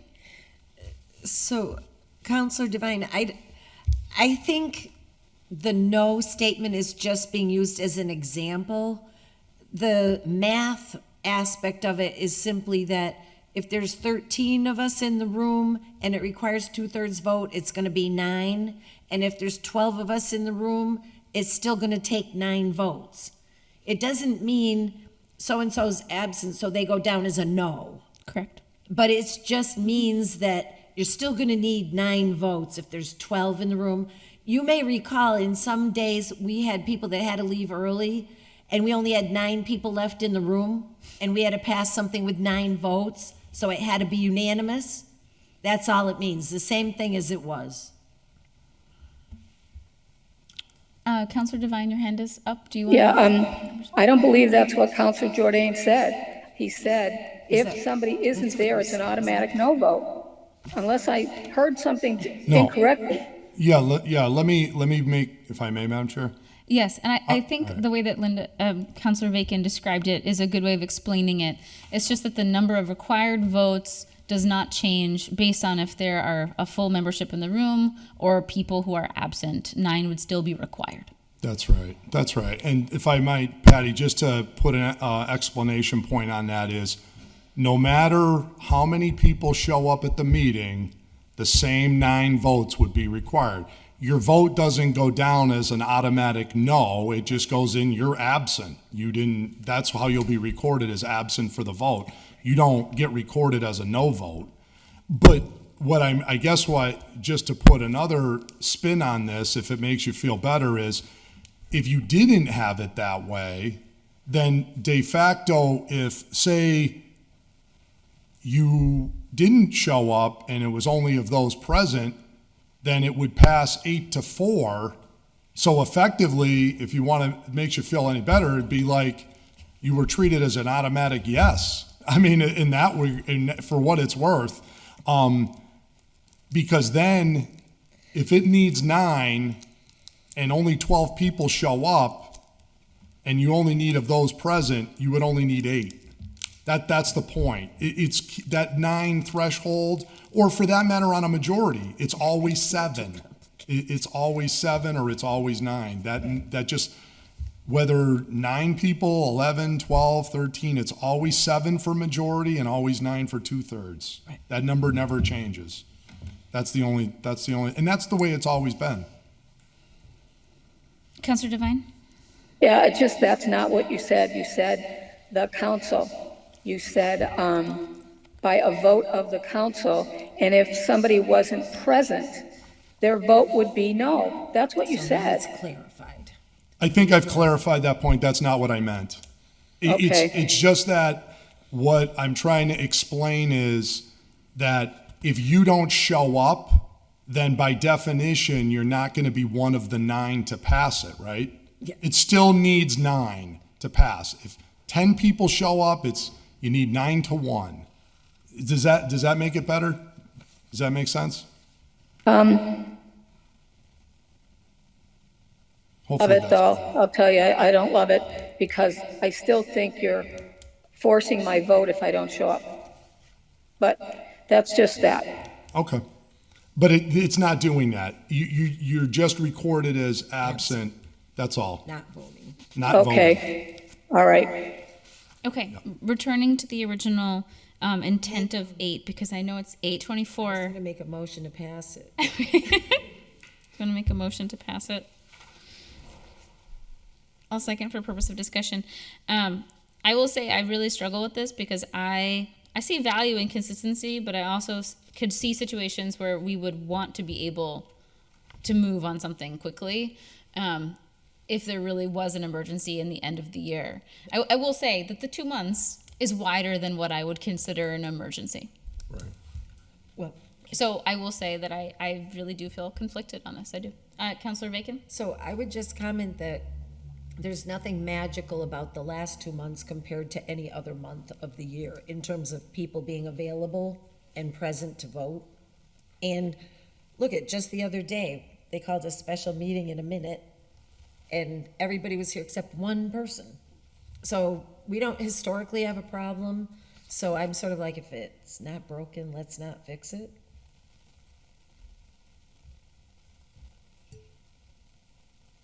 That's all. Yeah.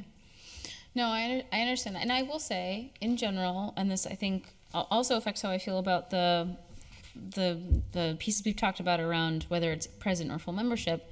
And I'm sure not every council is like this, but our council, we have really great attendance. There are very few meetings where, often meetings, everyone is present. Right. And sometimes one person is sick or one person is out. I do think that the reality that the governor, supporting the extension of us being able to use Zoom in these hybrid public meetings has really shifted the capacity for people to be present, Right. which I do support. But I do think that the flexibility that folks are looking for here at the state level for municipalities to have, and again, this was coming out of state level guidance from the DOR, was that there are situations, not just that where someone's not available to vote and there's not enough people, and so you need, like you said, there's only 9 people in the room, we have to have a majority, but also just flexibility in saying, let's make it easier to pass things. And that's really what this is. Absolutely. This is, we're trying to resolve things at the end of the year, and we haven't resolved them, and it's been nothing but stuck in the mud for months. Now we can make a move at the majority level to respond Right. and close out the year. But to play devil's advocate, if I may, Yeah. you don't want to encourage things being held till the end of the year and ending up with a whole bunch of things to clean up. And then, if I may play second devil's advocate, is I mean, I want this conversation to be out in the public record and for folks who were not but available to Ex- hear the arguments exactly. for and against. Yeah, right. Absolutely. And that's what can happen when people are like, well, if we just get to May, then we don't have to worry about this or that. And I mean, there's a reason why things should be given careful consideration and why there should be more than just a simple majority. Right. Although it does look like in the state statute, it does say the funding has to be unencumbered. So it's not as simple as, oh, great, now we're going to move all this money from here to here. It says that the funding has to be unencumbered funding. Available. Yeah. Yeah, which makes sense. Because if it's already encumbered in that line item, you can't transfer it because otherwise you have bills to pay with it, right? Yeah, that makes sense. Yeah, I mean, basically the question here is how thorough are you being in your budgeting, right? And the question is, you know, first of all, you're supposed to already be preparing the next year budget well before May 1st for that starting in July 1st. So it does beg the question of why do you keep moving large sums of money around in the last 2 months of the fiscal year? And if it's something that's, an emergency that really came up, I don't think you're going to have any problem. I mean, I think we must approve. What do we approve? 95% of transfers that come through here, probably? I mean, getting the 2/3, these things are usually unanimous. When it's obvious, it's a no-brainer. But on the other hand, you start to wonder, well, if there's only 2 months left to the fiscal year, you have to spend the money by June 30th anyways. So what mad dash on cash are you making at the end of the fiscal year when you've only got 6 weeks left to even spend it? So I think it's getting into how accurate are you really budgeting? And I think that's why it's assuming that, you're going to have to go to the council and explain with a really good reason why you're transferring money out. I mean, I still marvel at the fact that we pass a budget on July 1st, and often we've got transfers instantly by September. Probably on the agenda we've got transfers already, and we're only 2 months into the fiscal year. What did we miss at during the budget process, right? So, And Councilor Bacon, and just hopefully we can move one last point. the question. If for some reason in the last 2 months of the fiscal year, we have a lot of unencumbered cash that miraculously appeared, I'm all for keeping it in free cash and using it to reduce the tax burden in the next year. and oh, by the way, free cash, if it goes to certified free cash, our problem is we haven't had certified free cash, right? That's our own fault for not doing what we're supposed to be doing here as a city. Right. But there is a legal opinion from from the DOR on free cash. Free cash is always a majority vote. Yep. Okay, so because it's considered unappropriated funds. And that has been used over the years to get things that are more controversial passed. Right, but you have to have it. But you have to have it to spend it, so that's on them. Right. On the question? The motion is to pass as recommended. Any further discussion? All in favor? Aye. Aye. Motion to take item 9 off the table. Second. All in favor? Aye. 9 is to ordain order that section 53 of the Holyoke Charter, loans, bonds, and notes be amended using the attached language. This says effectively, to use your language, a replay of what we've seen before, updating it to say all members of the city council in this section. Councilor Jordan? That's it. If you're going to pass a bond, the current law says it's passed by a 2/3 yea and nay vote. I just make it extra clear of all the members of the city council. So it's just another clarification, same issue. 9. 9 votes to pass a bond. Motion to pass the amendment. Second. Any further discussion? All in favor? Aye. Aye. Item to take item 10 off the table. Second. All in favor? Aye.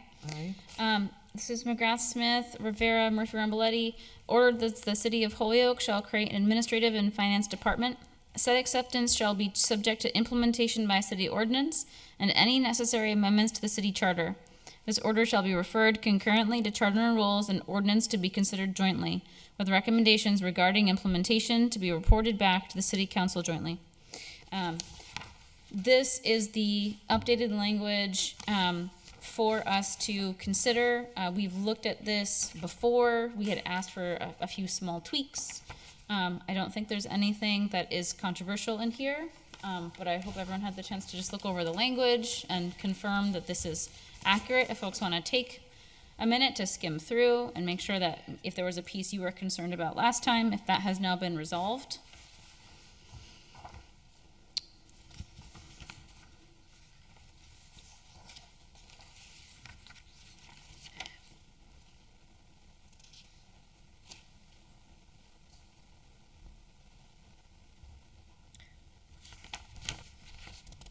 Oh, this is relative to the edit. This is about treasurer. Yes. Yeah. Oh, so this isn't about, because I'm thinking. This is specific isn't- to the Soldiers Commission, a moral commission, and having to change city treasurer to the treasurer slash Yeah. collector. This is just to update our charter based on the changes that we're making to a combined treasurer collector. Oh, because this makes it sound like it's the whole Modernization Act No, this Okay, is so just, you is have just that the charter separately. changes that are required based on for it. treasurer. Because That's right. most of the things that are required by are in ordinance, not in charter. And so that's why these are the two changes that were identified that had to be changed. Right, and we realized we didn't have to change ordinance really too, so that was easy. All right, so these are technical, Yes. if you will. Yeah, there are naming changes. And The only thing, the first I'm one- supportive of this, Sure. but the only thing is, it just changes, city treasurer to treasurer collector, because in the main package, we're talking about a treasurer collector. Yes. And then in the other one, I believe if I recall correctly, this is the one moving around like the successors of the mayor, if there's an absence in mayor, and I think it Yes. puts, it's removing. kind of the- moves doesn't it move treasurer the city clerk Yes. to that role of sort of like if there's a Yes, absence or of the mayor type of situation? Yeah. yes, Yeah. we worked It on just that changes, it language. replaces the language of the treasurer with the clerk. I think everybody Because was it doesn't- supportive of that, Yes, because it doesn't make sense to have someone who is now appointed. appointed. Not elected. We wanted to keep an Yes, elected has to official. be an elected. Correct. Agreed. Right, I remember that discussion. Yep. Any further discussion on 10? Well, the only thing is, to move this, we have to move the other one. We have to do our work to create the If combined we treasurer do collector. this, Yep. but we have not done the other piece of it, then we still need this to just say treasurer. Well, so I think the idea is that we are doing the work to move this forward so that we can put the pieces together. If it doesn't end up working out, then the mayor would have the ability to not sign this piece that's clearly wrong, and we would then revise it and submit a new draft for his signature. Solicitor Bissonnette, am I right in that? As long as this is independent of the Modernization Act, I guess I'm okay with it. Okay. Because, but, I think it works either way because everyone has been talking about needing to combine the treasurer and collector regardless of what else is done. well, hopefully, but then it was brought in with everything else instead of letting it just move, you know? Yeah.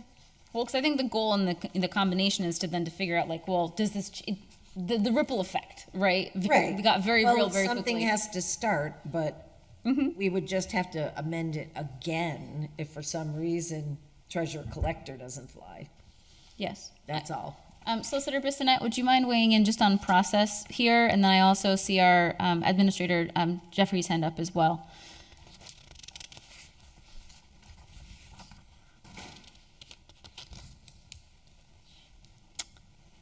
Am I correct, Solicitor Bissonnette, that effectively we could pass this as is, and if the Modernization Act does not pass, then we would have to do the work to create in some way a different treasurer collector combined, or return to this to revise the language to treasurer only in the second. That would be correct. In the event that the Omnibus Act that encompasses almost all of this doesn't prevail, then you'd have to go back and piecemeal it. Does that answer your concern, Counselor Bacon? Well, except it's not just either the Modernization Act or just treasurer, because we could do the combined treasurer collector separate. It's true. So we could do either an appointed treasurer, or we could still do a combined treasurer collector if the whole big thing didn't pass. Yep. Okay. All right, okay. Okay. Jeffrey, do you want to weigh in? I see your hand. Yeah, if it's appropriate for me to offer a suggestion, Yes, please. you expressed an interest in doing another charter meeting between the 1st and 2nd September meetings. If that's the case, ordinance is planning to meet on September 10th to go over their parts of the Modernization Act. So it might be more logical to table this here, take it up at the next charter meeting, and then theoretically both items appear on the same council agenda. That's a good thought. Sorry, I'm coming. My apologies. I needed to I'm get some okay water. either way. Yes, but wouldn't our meeting have to be like? There's only so many days, so I'm just asking: is that realistic? Like, are folks available September 11th, the day after the ordinance meeting? Because maybe people are, maybe they're not. It seems like it would be tight, and I'm available on that day, but I don't know if everyone is. I don't know if you're available. The 11th. I know I won't be there September 10th. That's my wedding anniversary. Congratulations! Thank How you. many 25, years? 25 years, the big silver one, so. I'm not going to 11th ask you is what the you got, Thursday? because then it would be on public record, and it That's would be. right. I hope you're making good choices and planning accordingly. Always, always. I could be available on the 11th. Okay, so Jeffrey, let's run that also by Councilor Murphy-Ramboletti, the September 11th as a possible day. Sure, I'll check in with her. Okay, so is the goal to then table this one? Well, To the will of the body, I could see doing either. I don't see this one as controversial myself, but whatever you guys want to do.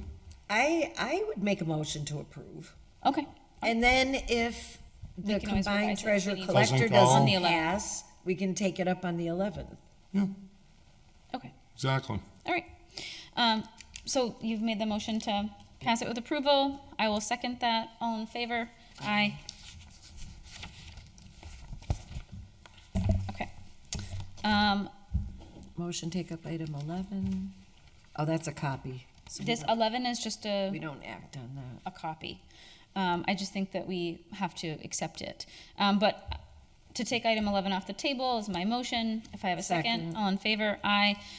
This is a copy of the substitute municipal modernization ordinance, and it has the entire. This is the updated copy. There's so many versions many, flying many around. copies. I feel like my favorite is just the one that I have electronically because I can see the changes. But as a Oh, copy, here is 11 new edits. there we go. But as a copy, all we can do is just mark it as complied with or accepted. Received. Okay. Motion to receive. Second. Any further discussion? All in favor? Aye. Aye. We did 12. We did 12. 13. Motion to take up item 13. Okay. Second, all in favor? Aye. This was from Councilor Givner. Now we're going all the way back thought to we already stuff had that that we tabled were in city working with a council. long time. Jeffrey, can you remind me where this landed? Is just this, we needed the official form and legal form? Is that why it came back to this committee? No, this was ready to go. It's just that the council held on to it with the intent of having all of the charter changes be passed forward to Boston as a package. And then And we we've sent already it back approved here? this, yes? So we should send it back. Yeah, Okay. it was so- only sent back to the committee because everything else was sent back. Because it Okay. was sitting there so long. So my I motion guess. is to send it back with recommendation to council. Second. All in favor? Aye. That's email. Okay, and sorry, just for the record, because my apologies, I didn't read it into the record. This is Clerking Governor, with community support, order that the following section of our codes of ordinances and charter be updated to reflect that use of email is sufficient for a special meeting notice. And then it was the legal language that allows us to do that. And because it's a significant change to meeting notices, it actually then has to be made part of this charter change package that we are moving forward to our representative team at the State House. Jeffrey, I see your hand again. Yeah, just wanted to offer a quick reminder too, just because Yes. it's been a while, Yes. that you did split this order. You moved it forward for the charter change, but kept it in committee because a rule change has to be done as well. So it kind of exists twice on the agenda because part of it's charter, part of it's rule. Where's the rule, Jeffrey? Where is that? Well, it's the same order, it's just when the discussion happened, the discussion was that a rule would have to be changed once the charter change went through. Oh, so if we change this, we'll have to file an order to change. Have to file the an rule. order to make a rule change, yeah. Yeah. That's If, okay. if this gets adopted It's by not a the big deal, but we would have Yeah. to file it Let's see what it separately. says, though.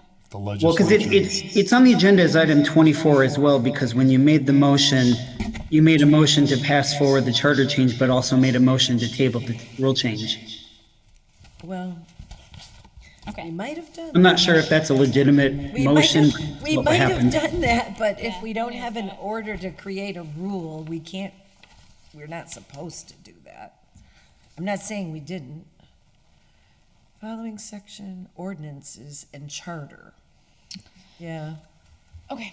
Yeah, no, I'm completely agreeing. I'm only knowing that we're tired in this room and just trying to make sure that we're Yeah, it moving was through things ordinance and in the charter. right way. Yeah, if the legislature adopts it, then we'll pass the rule change. Yeah, yeah, it's not a problem. It's just, you gotta Yeah. do it in order.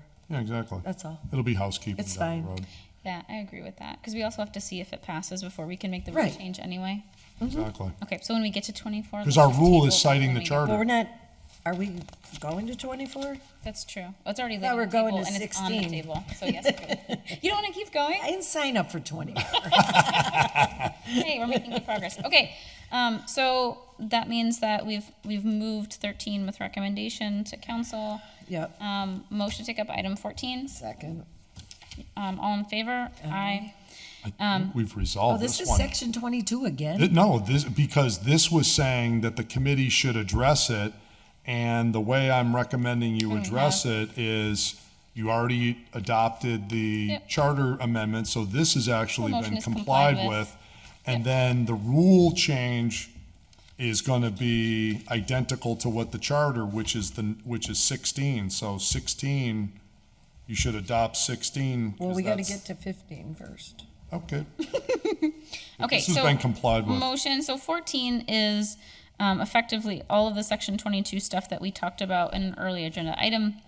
From Jordan and Bacon, order that the City Council Charter and Rules Committee discuss the council's long history of interpretation relative to section 22 of the charter, that a vote to pass the first and then a vote to pass the second reading are required before final passage may occur under the provisions of that section. It'll be complied with if the other thing passes. Yes, that the Correct. council also Should we continue. table it then? Yeah, to we see if should it table passes? All right, table it until we Motion to see if the table. legislature passes Yeah, it. because it's only complied with if it passes. Oh, good point. Yeah, so just table, I guess. See, I'm I still awake. will second. Any further discussion? Okay. All in favor? Aye, Aye. to table, Yes to table. 14. All Okay, right. motion to take up item 15. Yes. Second, all in favor? Aye. Aye. So 15 is charter changes related to the municipal modernization package be adopted. But, Jeffrey, to my understanding, this piece, is sometimes we had duplicates coming into the committee. Yeah. I So believe that we've thi- already handled this by doing the earlier agenda item. Yeah, so this was all of them kind of combined when they were first proposed, and then at a later meeting, they were all split up into their individual orders. Got it. So motion that this has been complied with? Do I have a second? Well, they haven't been adopted yet. No, but some of them may be, some of them may not be. Well, right, but Gone through each of you the can't- individual pieces. But you sent the whole package up, right, Linda? So, Well, right, or unless there was other things in that, but I don't know. I mean, these, I believe, the order, are. This is everything we've already Through the chair to discussed. Jeffrey, are these all the orders that Counselor Jordan had filed? Yes. Yeah, this is yeah, so related to? initially, this was filed as a package, and then later on, one of the special meetings, they were split up into individual orders. Okay, so if we make a motion that this is complied with, it's gonna be the same as the item 14.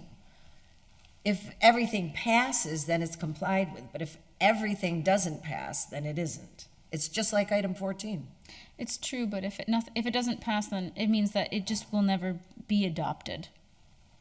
Right, so then it can't be complied with. Well, complied with normally, and again, we've had Well, this we're going back conversation and forth on that. before, right? Because But- initially I said, well, should that, can we deny things or say we're recommending them? But the way that this council has often used complied with is that it has been discussed, it has been Dealt with. handled and dealt All with. right, and I mean, if, I don't think there's any I'm harm all right by with, saying no complied with, downside. right? All right, motion to, Kind of gets it out of your jacket. that it's complied with. Okay, I'll second that. Any further discussion? All in favor? Aye. Okay, And then- 16. Item 16, motion to take up. I'll second that. This is item 16, Jordan ordered that Rule 8M please be amended as follows. To any ordinance, order, resolution, or vote involving the appropriation or expenditure of money to an amount which may exceed $200 shall be considered as adopted by final action of the city council only after passing the following two votes. One, a motion to pass the first reading by a majority of all the members of the city council, and two, a motion to pass the second reading by a majority of all the members of the city council on a roll call vote. Notwithstanding the proceeding, if the motion to pass the first reading and the motion to pass the second reading occur within 3 days of each other, then the motion to pass the second reading shall require a 2/3 majority of all members of the city council to be adopted. Didn't we do this under a previous? The difference is that now Agenda it's item? putting it in the rules, whereas This is- earlier it This was is for in the charter. rule versus the charter. Correct. Gotcha. So Okay, this is to make the rules say this is what for the the charter rule. So says. you did them together, whereas the Correct. other one we're gonna do in sequence. Right. All right. The only Well, thing I would add is theoretically, we should also put that last sentence that we put in the charter, which says, any ordinance involving the appropriation or expenditure of money shall require for its adoption that the ordinance adhere to the procedures of section 13 for the adoption of the ordinances. That last sentence should also be added to the rule, because that's in the charter provision. Which order is that? This is in, okay, that's gonna Which item? be the last sentence Is this 3? of, Was one of the related to earlier ones. Or 6. section 22, so that was, let's see, where is that on the agenda? I'll get it here real quick. 5. 5, correct. So the last sentence of item 5. Can we make sure Jeffrey has that? I just want to look at it because I'm trying to understand what Got it. Councilor Jordan is. Okay. Just so those two mirror each other.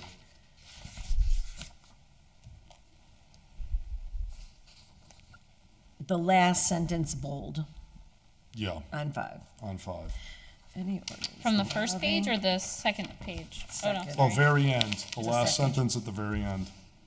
Any ordinance involving the appropriation or expenditure of money shall require for its adoption that the ordinance adhere to the procedures of section 13 for the adoption of ordinances. That was just to clarify so that Yeah, those don't conflict with what section 13 says. which is item 3. I've got it on Sorry. screen. Okay, Thank you, Jeffrey. I'm just So- bringing up the companion order so I You can would look at add that side to by the side. end of 16, just like it reads. So I'll make a motion to amend the order by adding that sentence that's on the screen. Do we need to read the whole thing again? Maybe? I think that's fine. As read by the chair? How's that? Yes. So that's just for the amendment. I made the motion. Thank you. I'll second that. I'm just going to take a note so I can remember it later.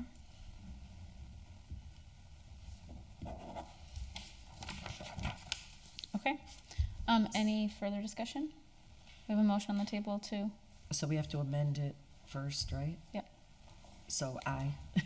Okay, so a motion to approve the amendment? Aye. Aye. And then I'll make a motion to approve the change to Rule 8M as amended. Okay. I will second that. Any further discussion? Okay. All right, all in favor? Aye. Aye. All right, a motion to adjourn. Yeah, that's how I read the agenda anyway.